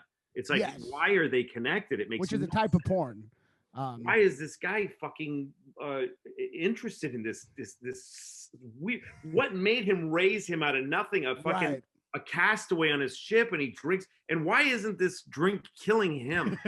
And why are they able to share this? They are the only two that can drink this poison without it killing them. And then the insanity. He has this really dangerous psycho amongst these, but somehow it's keeping him honest in his pathological exploitation of all these fucking idiots on the ship. And he's L. Ron Hubbard, and then he's naked he starts dancing only from the view of when only Joaquin Phoenix sees that he's naked, and everybody else sees that he's wearing clothes. No, it's the other way. Philip Seymour Hoffman's dressed. The women are all naked. Isn't he naked at one point? Yeah. No, he's gay. closed. Yeah, I think you're gay. It's because I remember him being naked. That's how I remember. No, is he never naked? No, they're all the way. It's very weird. Too. He's looking at them, and Joaquin Phoenix imagines all the women naked. Right. Not him. No, not him. He's fully clothed, singing, and I thought I remember roving. Yes. He's singing and then he's pulling on his ear and nose at the same time. It's very strange. By the way, during that scene, Sarah and I saw that in the theater, and there was a black couple sitting behind us. And that scene when everyone got naked and he was dancing, they went, "Oh, fuck this!" They got up and very loudly. You could tell, and that's like an hour and a half into the movie. Like they hung on and hung on and hung on, and finally just were like, "Fuck this." That movie is so gorgeous, and every scene has its own game to it. Every scene is its own movie. Yeah. And like the scene where with the motorcycle in the middle of the desert, what the fuck are we doing there? And I don't know. Look, the thing with movies like this is sometimes they get you and you're on board, and when they don't, I'm with that couple. Fuck this. That was me with the Rain of Frogs and fucking Magnolia. Right. Like, fuck this, because it didn't get me, and it's a very personal thing. But when we're this close on a fucking anamorphic fucking, lens, beautiful shot of his face watching the guy take off on the motorcycle forever and ever and ever. And we're just watching his face change when he's realizing he's not coming back. It's such a strange scene. And I was like, I couldn't, that movie just washed over me. But it's something about this guy as a filmmaker that I read something where he said that Magnolia was inspired by Revolver, the Beatles album. Mm-hmm. That it was something about making a movie that is like an album. The Revolver was a very unique album for the Beatles or anyone else, and that it's very hypnotic, and it's this strange circular thing, and the fucking weird thing where they use those speakers from air raids so that John Lennon would sound like he's praying from a rooftop in Mecca, and I've relaxed and float downstream. And it's so much about the texture and all this stuff, but there's a completion to the Revolver has a character. Every movie belongs, every song belongs on Revolver and the cover and everything. So he kind of fashioned and saw himself more like a DJ mixing the sounds and the images and the characters in Magnolia. That's the kind of, so he's a filmmaker who walks away from the literal and the linear. Yes. But he executes so lushly, and his actors are so fucking good that he can take you away from your expectations of linear filmmaking. He can pull you very far away and you won't get to this David Lynch, who's one of my favorites of all time. But David Lynch, you really have to love the guy to go through his dreams. Paul keeps it looking like a movie. It's actually what David does too, but Paul does it more for this generation with how much more of a spectrum there is. And like Eyes Wide Shut, I feel like it has a lot of that Kubrick quality. But what do you all? I think so. What do you all think? Because I have, after watching it the third time, I know there's homoerotic shit, and I think that's pretty clear, but I don't think that's the whole story. I think it is, in many ways, I think the way There Will Be Blood is this main character's relationship with a religious charlatan, and it's a war, they're enemies. And this is the main character having a love affair on some level, not consummated, but it's a love story between a guy and this religious charlatan. But what do you all ultimately think the movie is trying to say? Because it is a very mysterious movie. I don't think it's trying to say anything. I think it's laying a lot of human observation end to end, and it's creating some fantasy. And these are two mad people. These are two insane people. Yes. One person is insane in a way that no one should ever have heard of him. He's killing migrant workers with poison and then running out of town and going to the next place. He should be one of these guys that you just like, there's like mass murderers that no one's ever identified. Right. Like he's not well. He is a dangerous, unwell person. And so is the L. Ron Hubbard cat. Right. That's who Philip is a extremely wildly, dangerously insane person. And they can, even though their lives are so different, they completely connect. To me, it's not about homoerotic. It's about sexual. They are confused about the difference between friendship, love, and sex, and fatherhood, and all these things. They put them all into each other. Right. And they're just linked in a way that they can't be pulled apart from each other. And no one else around them could possibly understand, because no one in Philip Seymour Hoffman's world in the movie understands how insane and dangerous and sadistic he is. It's a town full of idiots, just like in There Will Be Blood, and it's. And I don't think it's an allegory. I don't think it has an extrapolatable meaning to the rest of the world. It's just what if you took this fucked up? I don't know how he came up with this story. Like he just wrote the master, right? It's not from I think parts of it. I was reading parts of it were scenes from There Will Be Blood. That's why there's similarities. There's excess forgotten or whatever left off scenes from There Will Be Blood that they actually put into this movie. I didn't know that. But when a person sits down and says, "I've got this idea for this guy who makes the poison with gasoline and tries to get other people high and lets them die," and basically L. Ron Hubbard on a ship, his which he did it. That was his life. He had a navy of crazy, and that they become pals, and then everything just rattles until there's just the bolts are coming off. But it's serene. The movie's serene. It's slick. The movie's like a Calvin Klein ad. It's so beautifully shot, and Philip is incredible, and Joaquin is incredible in an opposite way. That's it. I can't find that in my brain, and I can't recognize it in anyone else's. That's what sets PTA apart for me. No one else was going to make. Why the fuck did you make that movie? Yeah, it's a very unique. Oh, sorry, Jetro.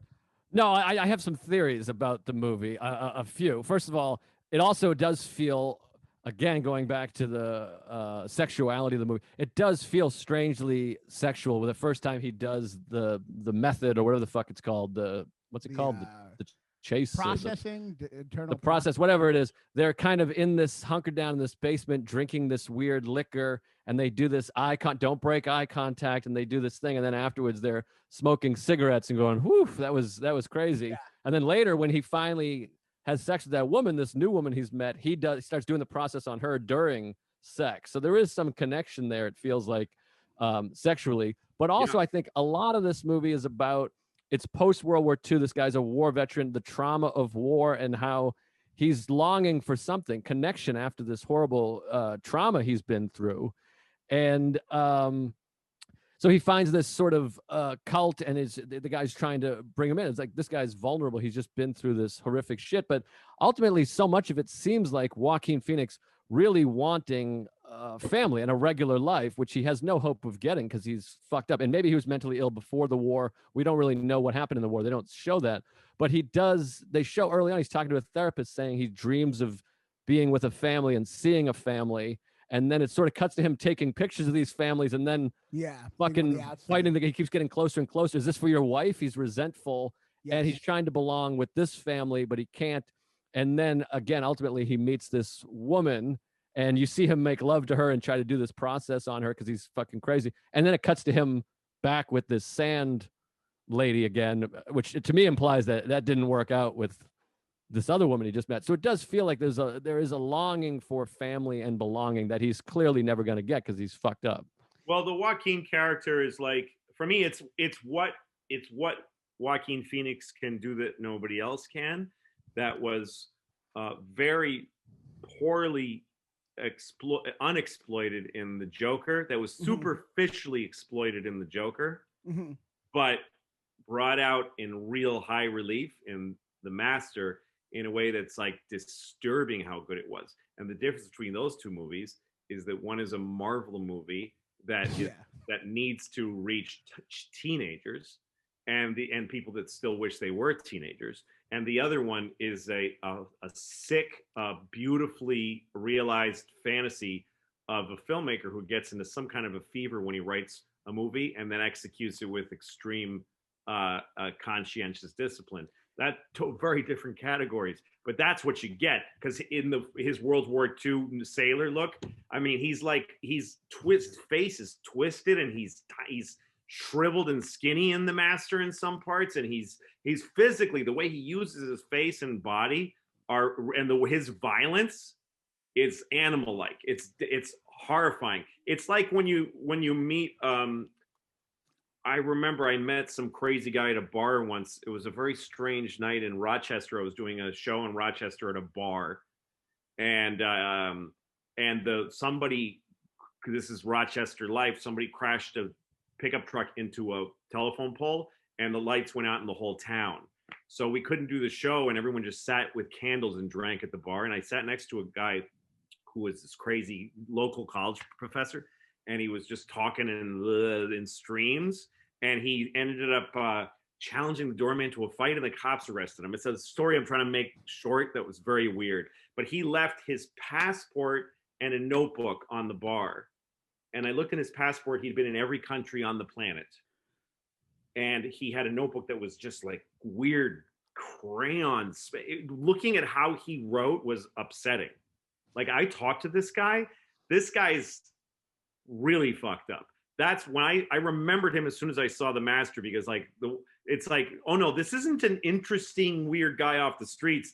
This is a guy who will cut somebody open and he doesn't care. Well, he has really fucked up, and the only person he connects with is someone who has a refined version of that same sadism. Somebody who's peddling. It's weirdly showing how dangerous the white collar criminals are. If you want to say it's about something, it's about, there is no difference between a street murderer who eats from a dumpster and kills because he doesn't know because he can't stop himself, and someone who is just expertly just extracting money and the souls of people and creating a crazy empire.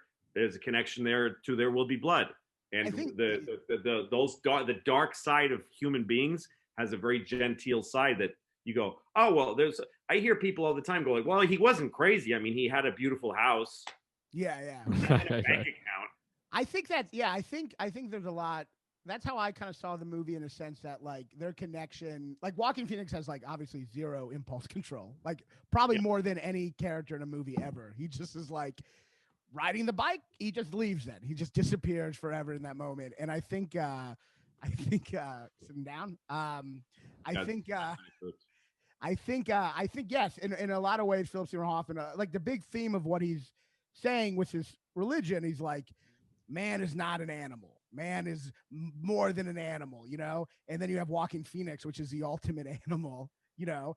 And then Philip Seymour Hoffman, even though he professes to say man is not an animal, deep down, secretly, he's drinking the paint thinner with this fucking animal, and he's getting just as angry, and he calls the guy pig fuck. So Joaquin Phoenix, on some level, brings Philip Seymour Hoffman in touch with the thing he's hiding from everyone, which is it's also entirely possible that Joaquin Phoenix is a figment of Hoffman's imagination, and it's entirely possible that the reverse is true. Yeah, I mean, I don't like that Hoffman is a fantasy of Joaquin's, and at the end, when he's in a movie theater and someone brings him a phone to the movie theater, there's something about that that's really chilling, because I guarantee you there was a moment in Paul Thomas Anderson's making that movie where he had a phone, and it's a screening room phone. Is what it reminded me of immediately. Is the old screening rooms where you watch dailies for film, like Technicolor and DuArt or whatever, like the places that still develop film. They're very old, these screening rooms, and they still have like these fucking rotary telephones, and they bring it to you and you call and ask for other things for your film and stuff. And it's almost, there's something about the whole film being a fucking dream. It's the most. That scene is a dream. That scene is specifically a dream. What I'm saying, I think it's interesting that it comes out of it's like something that the filmmaker would have experienced. Right. Is having a phone in the dailies room. It makes the whole movie seem like it's the most unreal movie he's made. It's the most like, I'm not sure any of this happened. Well, I mean, I do think, I don't like to think of it as like figment of imagination, just because I feel like once you say something's not real, it kind of like can say you don't know where to stop with that. But I do see, you could say Joaquin Phoenix metaphorically represents. It's not real, Raanan. It's not real. Not real. It makes you uncomfortable. But I do. It is interesting watching it a third time. Besides being the homoerotic shit, like it is a dream when he's in the movie theater with the phone, and I didn't realize it at first because it's like a phone call, and then he goes to Philip Seymour Hoffman, and you're watching Philip Seymour Hoffman and Amy Adams be like, "Why are you here?"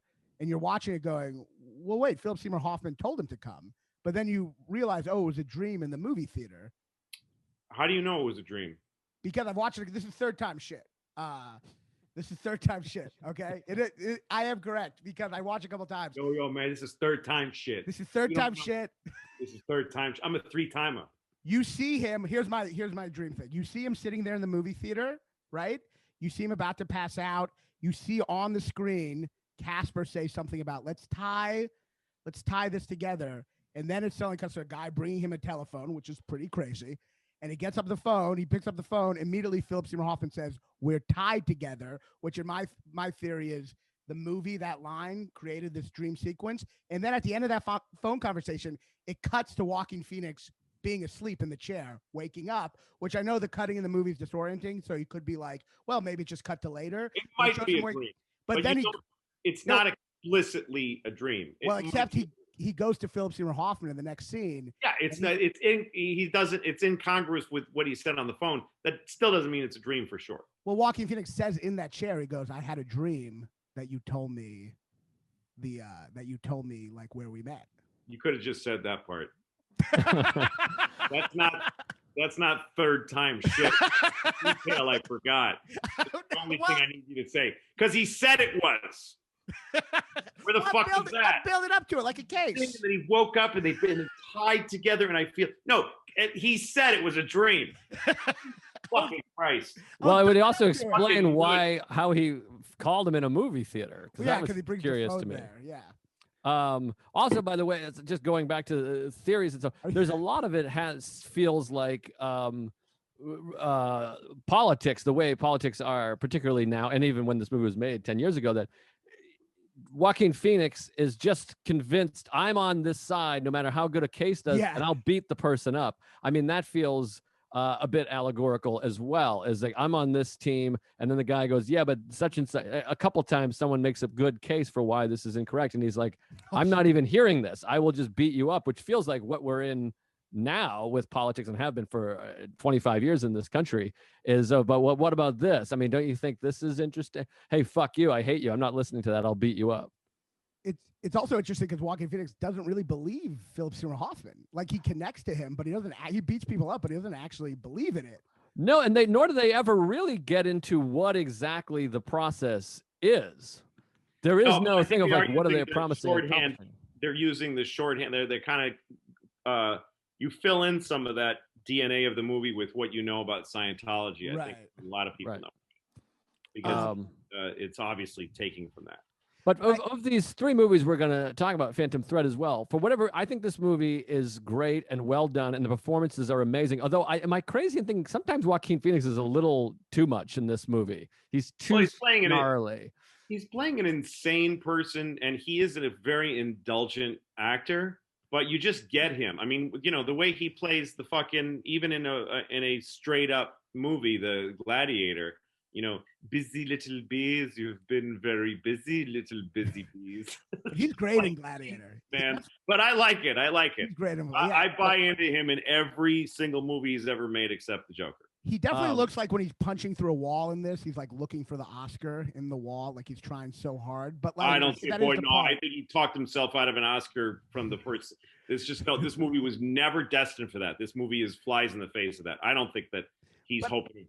It would have been insane for him to get an Oscar for that. He got nominated. He got it for Joker, which is they were both nominated. Exactly. There you go. That's where you go for the Oscar for the cartoon. The Marvel movie. Oh. I love how you say Marvel. I know you're gonna get shit for that. What? You say Marvel instead of DC, which I love so much because it'll make people. Oh, is it DC? Yeah. Okay. YouTube comments are already flying. It's yeah, people are gonna be livid. They won't be mad though because it's you. If Raanan made that mistake, I don't think anybody expects me to love. No. No, there is I mean, not. It's a spend 10 seconds on this. The difference, if there is a difference between Marvel and DC, DC seems like they're trying to be a little darker, and there's less of the thing that I can't do with Marvel. Like I can't get through are the scenes of everyone in a nice living room with drinks in their plastic clothes, talking about what they're going to do, like just talking seriously about if you get the crystals away from him, and then Iron Man makes a joke like this that's kind of funny, and then the Hulk gets a little mad, and they talk like in a parlor, like they're the fucking Housewives of Beverly Hills, like, and they're wearing and it makes their costumes look insane because they're just in somebody's condo and with a scotch on ice, just discussing things in low voices for really long scenes, and then they're supposed to pay off with the action, and I get blinded by the action. It's not interesting to me, but at least I appreciate what the Joker was going for in a sense, but I just didn't buy my issue is Marvel. I just don't care about characters that are different colors. Like people like cry at those movies, and it's just like insane to me. I can't believe anyone gets emotionally, but look, it's not for me. I'm not that somebody likes it. It makes it good. I went with Avengers. Love the movie. That means it's a great movie, but I'm just not on the train. I went with the Avengers Infinity War with this girl Amy Rose Ranger's comic. She cried like she was in the Holocaust. What? No, she cried like she was in the Holocaust Memorial Museum. Like it was like crying the whole time. Which one? Some of those Holocaust museums make you cry, others don't. This is the good. I'm talking about the good one, like the one. Oh yeah, that's a good one. Fucking top tier one. The Iron Man of Holocaust museums. She's crying the whole time, and because in Infinity War they like kill everyone at the end, and she's crying the whole time. I can't watch the Iron Man. The first one was fucking good. I liked the hell out of that movie. That was. But let me here's my hatred of this is how I can trump my hatred of Marvel movies trumps yours. Yeah. Because I went and saw the first Iron Man and walked out because I was like, I get it. I see. He's good. It's gonna be the thing. All right, fine. That's the only one I ever watched, and I left. That's how much I hate Marvel movies. You're better than me. Yeah, you goddamn right. Okay, this I is so like Mickey Rourke. I like Mickey Rourke with the weird tentacle electrical thing, killing a Formula One car. I like that. I find this disrespectful to Paul Thomas Anderson, one of the great American masters in the history of American cinema. We've broken off into a conversation about Marvel. He deserves better than this, for God's sake. It's my fault. So I Okay, think. what do you want? So Joe, take us back into. Take us back. Baby. Well, what I was going to say about The Master is, of these three movies, I think it's great. There's great performances. Although Philip Seymour Hoffman, who I think is, we talked about this recently, is the best actor, my favorite actor ever. And I just think he outclasses everybody in the movie. So but for whatever reason, this movie, I've watched it a few times. I just don't care as much. Maybe it's because I don't understand it, or it's weird, or the way it's shot. But There Will Be Blood and Phantom Thread, I can just watch. They come on, I can't stop watching. The Master, I can stop watching. I'm like, let me pause, go eat lunch. Yes. No, The Master is not a movie that you connect with. It's a movie that you're bewildered by. There is no surrogate for the audience in The Master. There's nobody to relate to. It's devoid of human. It's trying to dig in deep into insane people, which is really tricky, and it can really go off the rails in the performance and in the writing. But somehow he fucking pushes through it with like fucking Michelangelo fucking carving. It's so well done, but it doesn't have a human component where you're like, wow, man, I've fucking been there, man. I've so many times put gasoline and turpentine and made a Mexican drink it and then ran out of town. It just doesn't exist. It's insane. It's kind of like what the swings this guy's willing to take. Yeah, it's kind of like Philip Seymour Hoffman in the movie. It's like he's like, the movie is like him. It's like, I'm explaining all this shit with all this mystery, and I can't get to the bottom of it. And it's kind of free of criticism by being so mysterious. You don't know what. Well, and also so is Scientology. It's like this intricate thing that tells you wait till you see what's gonna happen for you, but it's based on fucking diarrhea. It's bullshit. Yeah, it gets to this crazy. A friend of mine was grew up with, used to read everything in the world, and he had a letter because in Boston, where I grew up in Boston, there was Scientologists were everywhere, and they used to stop you on the street and ask, do you want to take a personality test? So my friend had this correspondence between L. Ron Hubbard and Isaac Asimov, who were friends. And L. Ron Hubbard wrote Isaac Asimov and said, I could create a religion like in a minute, and everybody will follow it. And he bet Asimov $100 that he could write a book that would create a world religion. And so my friend had those letters, and he'd show them to Scientologists and say, your life's a fucking joke. I mean, it's like it is. It's an important point because the movie is like this very deep, rich tapestry, but it's laying on this false, crazy clay feet of insanity, which is a great thing to do in a movie. It's a great, cool thing. It's a big challenge, and he does it very well. But it does not have. There's every reason in the world why what you're saying is true, Joe, that you watch these other movies and you go, fuck these people, and wow, what if this says about people outside and inside of myself. Phantom Thread being the thing I love about Paul Thomas Anderson is watching him grow and add layers to what he does. And the fact that Phantom Thread came after, and There Will Be Blood, that Phantom Thread was next, shows that he's not losing his mind. Right. He went into this insane world willfully and conscientiously, and then came back to Earth and made still a pretty fucked up movie, Phantom Thread. But a movie about a relationship that ultimately kind of works, or figured out a way to work in a crazy way. Because I think ultimately another Poison movie. Yeah. But with The Master, I think ultimately we'll move to Phantom Thread. But I do think like with The Master, ultimately I think, he tells that story about training the dragon and turning him into a pet at one point.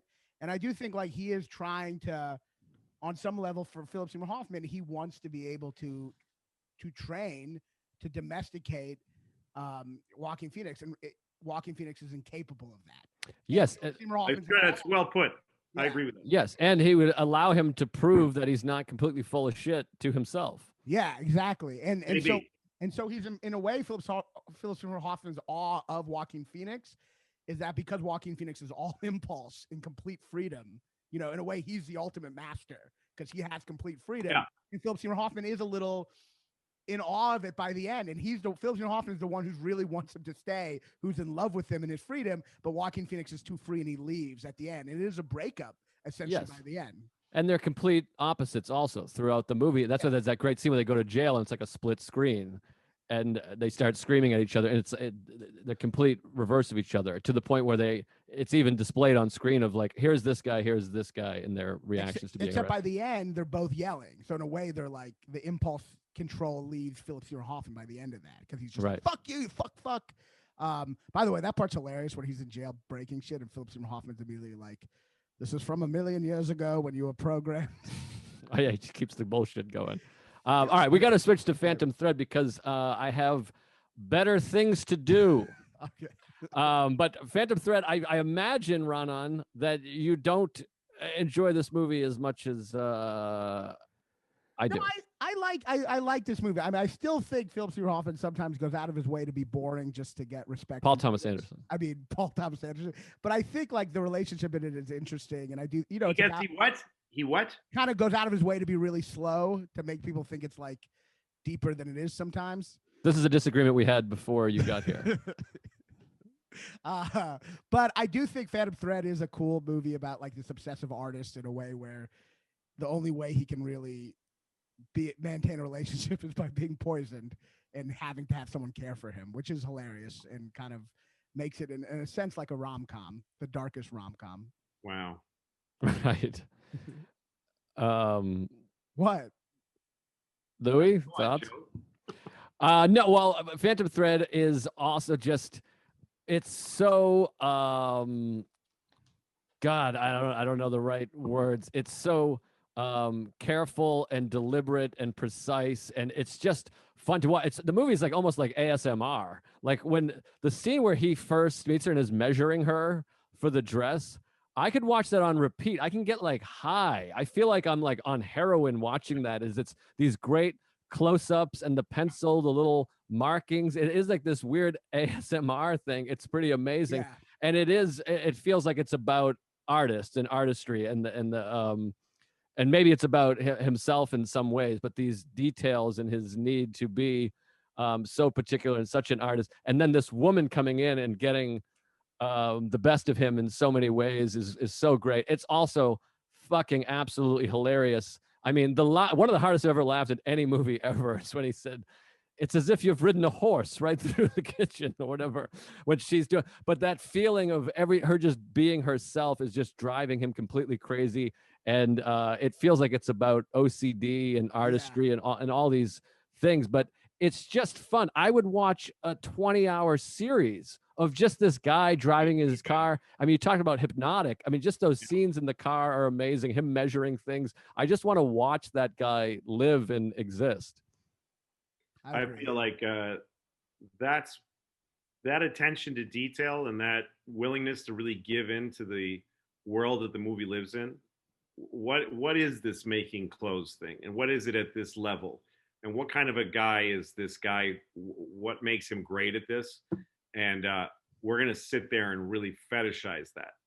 Right. You start to get off on the clothes and the way that everything that gets him off, and you watch and the way he looks at her and his command of his client and his respect of his client and his home and his sister, who's a lot like There Will Be Blood, the guy that hangs out with him, his partner. The thing that I love about this movie, again, and with his whole trajectory in his career, is that you couldn't have two more different movies than Hard Eight and Phantom. Yeah. You couldn't have two more different movies. Two different textures. There's just so much that they don't have in common. Bunch of losers in Vegas trying to get a little something out of life, and then the Phantom Thread. But if you watch him go, it's kind of like you can't ask for any more different language than English and Russian. But if you walk from England through, across the continent, you'll gradually get there. From French to Belgian to German to Finnish to whatever. It's so clear the walking from Hard Eight to Phantom Thread. It makes perfect sense. They're all connected. They're all the same guy, and when he gives himself completely though to the next thing, he really takes the next step. He doesn't reuse old tricks, which like Spielberg is I think, a master filmmaker. Not every film he's made has been great, and he likes to work more than some people do. So he just makes more movies, but he has tricks, and I enjoy them. He has a bunch of things he does in every single movie. Two people talking at once, like this guy talking here, this guy talking here, and there's a cacophony. He's done that in every movie. Two people talk, the sit down and discuss things on the boat in Jaws. The two guys who wrote the list. The list is a perfect good. I'll have that drink now. All the way to Jurassic Park. The ice cream is good. Spared no expense. Like these check-ins, he does all the same shit. This guy doesn't do that. I think that when I saw Phantom Thread, I thought Paul Thomas Anderson is the best guy working right now. He's at his best right now, and he's the best one making films right now. Martin Scorsese is a legendary, untouchable filmmaker.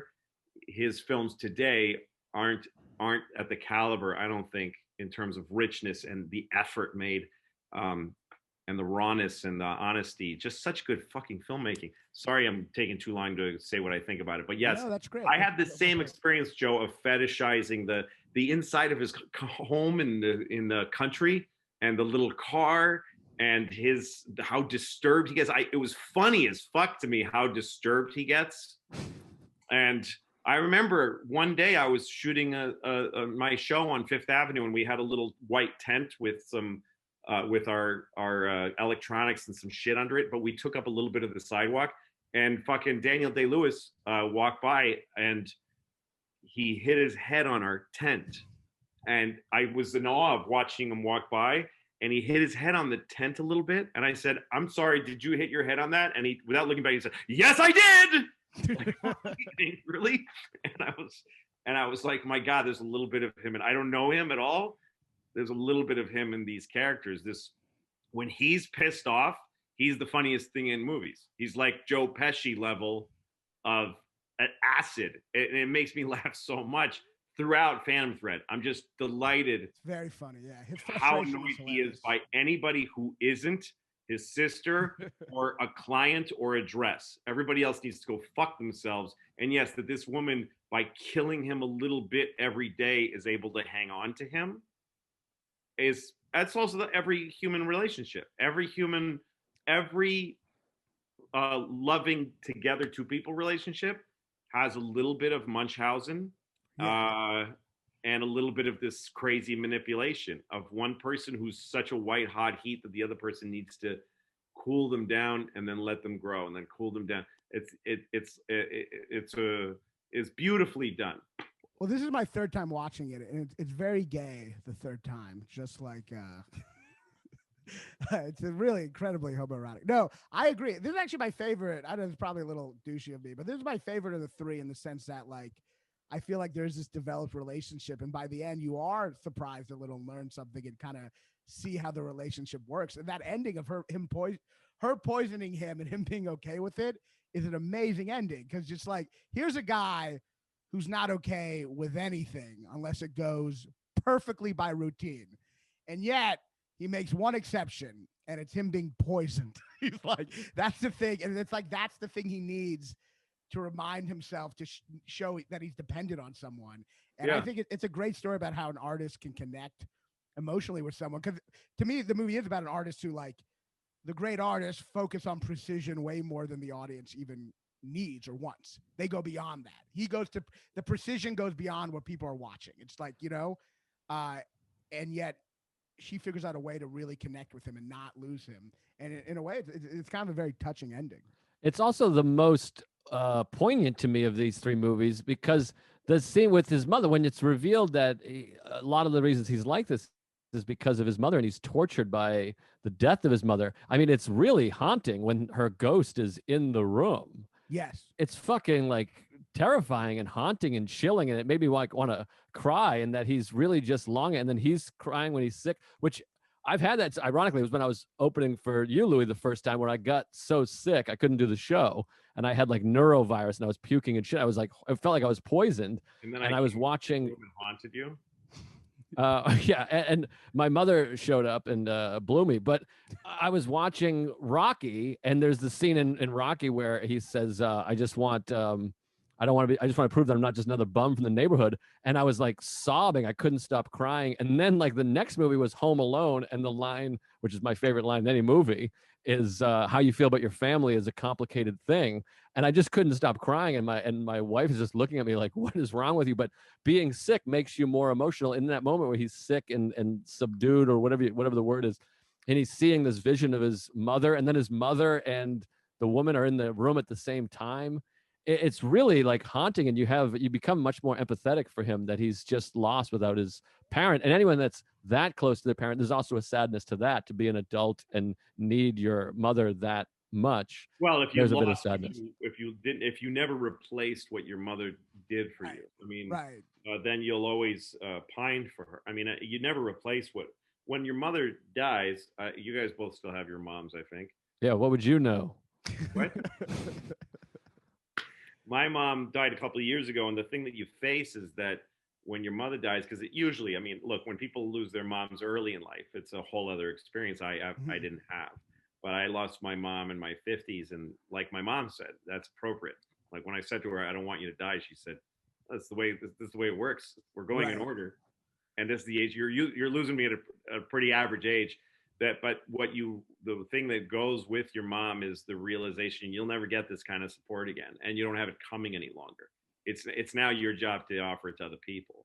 That's a big thing. But when you lose your mom, if you don't fill your life, you only are able to handle that if you find other sources of love, or if so this guy was a slave to his art, so that's why losing his mom was such a devastating thing. But this is his one hopeful movie. If all these other movies are a search for connection, this one achieves it. If The Master is two insane people only finding each other, if There Will Be Blood is a man steadfastly refusing love and what happens to a man like that, this movie is there. All these movies are about crazy people. Well, they're all about madness.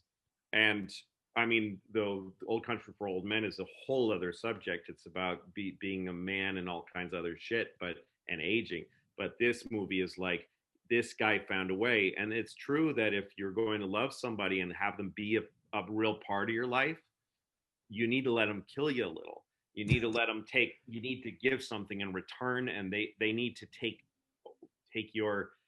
a person who's There Will Be Bloodish in life, just exploding with ability and gain and success, is alone. And this incredible artist in the Phantom Thread has this woman who needs to, but also she has this great shining thing in her, and he douses her a little bit because he takes her out of she was this blooming rose in the world, and he takes her into the shade with him, into this dark world. So she's giving up a lot too. It's an interesting partnership, and it is true. You're not gonna find somebody without giving up some of what you value. You're just not going to stay. It makes you realize too, like he's obviously after his mother. He's there's that fear of getting hurt again, so you keep people at bay. And it makes you realize that art is a way to kind of sometimes protect you from trauma, protect you from a relationship that can hurt you. It keeps you kind of whole. It keeps you, it does. It keeps you not needing someone. Yeah, it fills the void. So in a way, watching this movie as an artist or someone who tries to do art, you realize, oh, as important as art is, what? Is that pretentious as an artist? I love that. No, it's the opposite of pretentious. You're like, as an artist, or at least someone that tries to do art. I mean, I love great at it. That's a great way to describe yourself. An artist, well, someone that tries to do art. We're comedians, and so much of comedy, so much of jokes is kind of like keeping yourself guarded. You know what I mean? Kind of removing yourself from trauma and just having control of the situation. That's what I think. Well, see, I think that's the entry point to art. Mm-hmm. But if you I'm at the entry, baby. Yeah, you are, because the thing about which I envy you for. I'll never be there again. It's a great place to be. It's beautiful. The thing that when you watch an artist sustain is when they're able to take their dedication to their art past the point of romance. When you lose the honeymoon with your art, and it becomes a fucking business partner instead of like a real marriage. Right. Then you're doing it because you're doing it because you believe in it, and you're doing it when you in a way that isn't just like, ooh, how this makes me feel. And part of that is that that in the same way that a new romance, a honeymoon period is something that makes you feel I'll never be lonely again. That's the feeling you have. This is candy. This is like a fairy tale and it'll never be anything else. And then you find out, oh no, I'm terribly lonely. Even though this is the right person for me, I'm still lonely. How do we maintain this now that that's reality has come back? That's what's going to happen to you because you particularly Raanan. You particularly want your at first art as a way to keep away the shitty feelings, to feel good about yourself, and to as a defense. But I do think the potential in you is when you let that go and let yourself have some shitty moments on stage, then you'll just get better. You'll just get better. You'll just become a richer, better comedian. Right. No, that's a good point. I think it is too, the alone together. Every time I see an old married couple, specifically when parent, any old married couple, you're just like, those people are just alone together. Like they just accepted some kind of. They're also together. They're also together alone. It's I mean, you'll go the rest of your life having these conversations where you go like, yeah, it doesn't work. Marriage doesn't work. And anybody who's doing it is faking it or, whatever. But you don't know. It's hard to, it's an unfigureoutable. Right. But Raanan, I see you as an artist and a consummate artist, and that's in response. That's in response to your comment, not Louis. But I do think I love this. I like this movie a lot. I think it. Well, that's what to me that's fun about you young guys. We're both like 40. Watching you go through that, because Joe went through that in the last couple of years. He used to do jokes. All his jokes would start and then go like this, and he would set it up, and then he would do this part, and then he would do this. And then he would talk to me between shows and say incredibly funny, weird, vulnerable things that were arrhythmic and talking like a person. And that part of Joe is getting more and more into because he's looking at the audience and the gliss is clearing and he's just seeing that they're just people and he's starting to talk about himself. Part of being an artist is you get fed up with yourself, so you just go, fuck it, I might as well really talk.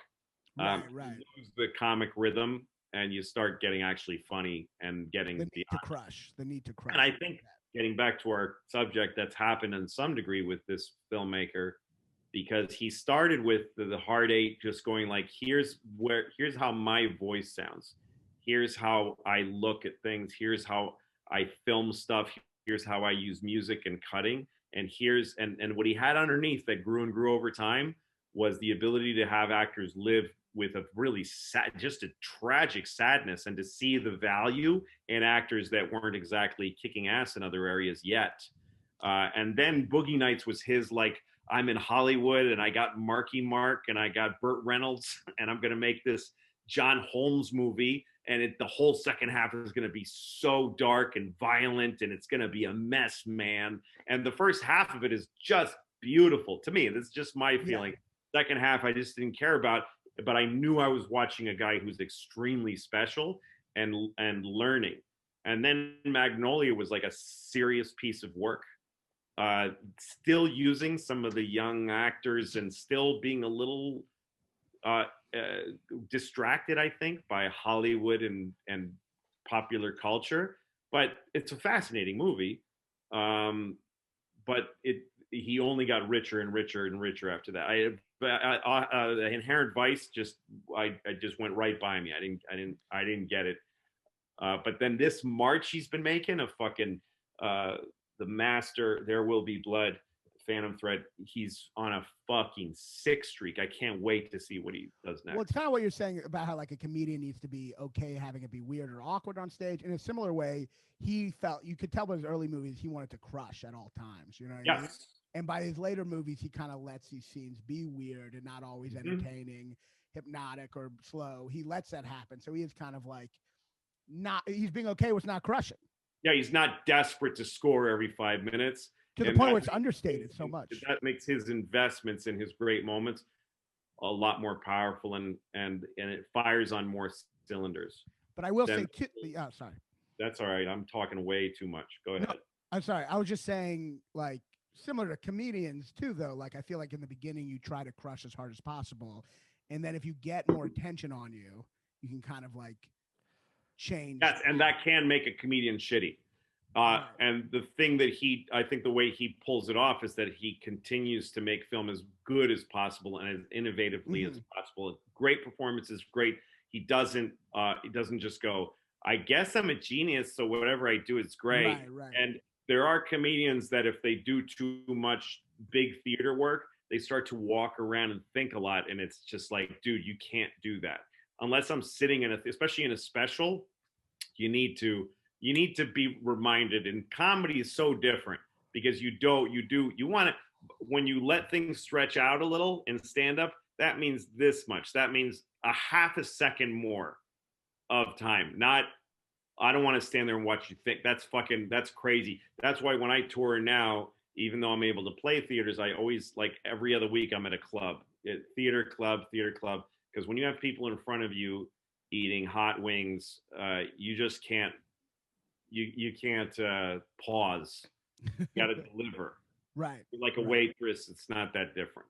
You need the clubs always. Yeah, exactly. And look, probably if Paul Thomas Anderson had a similar fear of like, oh, I got to deliver, his movies would have been, some of these later ones, more dynamic, but they also might have gotten more repetitive, and he wouldn't have reached this range. This is storytelling, and there's a whole lot more going on in a movie. There's all these people and thoughts and visuals and music and different tracks to enjoy at, and you sit there and you're in your own mind and your memories watching one guy talk. He better be fucking interesting every 30 seconds. Right. It's very different. Well, that's what the thing that all these movies have in common, and that he obviously is highly skilled at, is getting these tremendous performances. Now, that being said, he's getting tremendous actors, but all three of these movies contain absolutely masterful acting performances, not just the lead, but everyone around in the movie. There's not really a person in any of these movies that you're like, oh, that guy sucks. So whatever he's doing, whether it's just casting or his direction is, or him selling the people on what the movie is just tremendous, because each one of these movies has amazing performances that really are. The thing that's interesting about him too is I've met Paul, and he's very unassuming, and he's a little bit inhibited or goofy a little. I would never in a trillion years guess that he made these movies. It's nuts. It's like in Amadeus, when he's like wants to see, could he see it on his face? You know, one of the first scenes in Amadeus when he knows that Mozart, he loves his work, and he wants to see if he can see him, and it's this fucking kid who's under a table trying to squeeze a girl's ass, and he's like, that's who God gave this to? This is the one, you know. When I met Paul, I was like, this is the guy. Just because he was just like, hey, what's up? Just he's just a young looking guy. He looks like like he's a showrunner at a sitcom. It's sort of the same kid because he's an LA guy. Also, LA sounds a certain way to my ear. But Jesus Christ, usually I think he writes beyond his own intellect. That's almost impossible. Like, he makes people he makes characters that are smarter than him. How the fuck do you do that? I mean, remember that movie? What the fuck? John Singleton's movie about college, school. Higher Learning. Higher Learning. I've told you about this, Joe, before. What's his name? Lawrence Fishburne plays a college professor with a pipe, and he's supposed to be a genius. John Singleton's not a genius, and he's writing a genius. It's impossible to do. Because he's sitting there going, life is a game, and you must move your pieces so that you win. And you go, what? Because he's not that guy. You can't. The one thing a writer can't do is write a person more intelligent than themselves. It's just impossible. It doesn't. That's why I write exclusively shit jokes. That's right. Me too. Fucking dick, shit, fuck, fart, diarrhea, pussy, Hitler, cunt. That's all I got. I like how Hitler's in there. That was for you specifically. Hitler jokes are easy. That's why. But Paul Thomas Anderson is just some LA kid, and he's writing fucking, ancient, brilliant, strange human characters. It's kind of like Shakespeare. Like Hamlet is probably one of the smartest characters that goes beyond Shakespeare. Like the characters become alive and go beyond the artist. And maybe part of it is because Hamlet is an idiot in a sense. So Shakespeare, Hitler. Similar. Similar. Maybe what it is that people like Shakespeare and maybe people like PTA see through people that seem brilliant. They see through them as just schmucks, which some of this stuff has in it, I think. Right. Like you. Anyway, I don't know. I'm talking too much. All right, let's I got to wrap this up because I got to get running here. But let's rank these. We like to end with ranking these films. Right? Did you have something you wanted to add, Raanan? No, I was just saying. I think. Thank you so much for coming on, Lou. And I think, yeah, watching these three movies together, you really do see like the first movie, two people fighting, not having a relationship. The second one, an actual relationship that breaks up, and then by the third one, marriage. So you do see kind of like putting them all together. You're seeing a whole romance, much like this episode. I feel like we really got together by the end. There's a little friction at first. A little tension, but we really connected at the end, you know. And there will be blood where we have like 40 minutes of Louis wasn't even here. The love interest hadn't even arrived yet, so it was kind of like there will be right. blood. That's exactly right. But I guess I'll give my rankings here of the three, but I think I've already said them throughout the conversation where There Will Be Blood is number one for and some of them maybe, it's not even necessarily that I'm like, that's the best movie, because maybe Phantom Thread is a better movie, but There Will Be Blood has been so special in my life. Like I used to watch it, me and Dan Bulger used to watch it over and over and over again. I know every line. I think it's hilarious and it's special to me. As we talk about a lot, sometimes you get blinded by how great a movie is because of what it means to you personally. So that's my number one, Phantom Thread 2. And The Master, which I do think is great and also hilarious. I mean, there's so many jokes in The Master. But ultimately, that's number 3 for me. Those are my thoughts. Yeah, Philip Seymour Hoffman is so funny in The Master. Like, just he's got that charlatan thing down so well. Some forms of leukemia. Sorry. How do you rank them? I rank it number 1. This is gonna be, people are gonna hate this, but number 1. This is how I feel. Number 1 is Phantom Thread, because I connect the most to that. Number 2 is The Master, just because I like gay shit a lot. And number 3, There Will Be Blood just doesn't work for me in the same way it works for other people. I recognize it's a lot of great stuff in it, but I don't really connect to it in the same way. I would rank them there. I would say I would rank There Will Be Blood, Your Mother's Cunt. Phantom Thread, Your Mother's Cunt. What about Hitler's Cunt? Your Mother's Cunt, Raanan. Hitler's Cunt's not on it? Can I fucking finish? I'm sorry. And The Master, Your Mother's Cunt. So in other words, they're all even. And I love them all. Did Rosie move from one side of the couch to the other, or is that a pillow that looks like Rosie? No, she's been there the whole time. She never moved. No, she was on the other side of you. No. This is a weird magic trick. Weird. Also, I didn't mean to interrupt. I thought you already said The Master. I thought you were just doing Your Mother's Cunts. So I was, but I still would have liked to have finished. Well, instead of you're trying to top me. Yeah, well, this is a great episode. This was great, and possibly the longest. This was a real marathon. homage to PTA. Yeah, very long and some fat on it. It was a lot of fun. Yeah, thanks for doing it, Louis. Appreciate it. And let's do some play. Everyone subscribe to the podcast, subscribe to the YouTube. And I'm in Kansas City this weekend, the Comedy Club of Kansas City. Oh, Louis left. Joe likes Scorsese, and Raanan is Jewy. It's Joe and Raanan talk movies.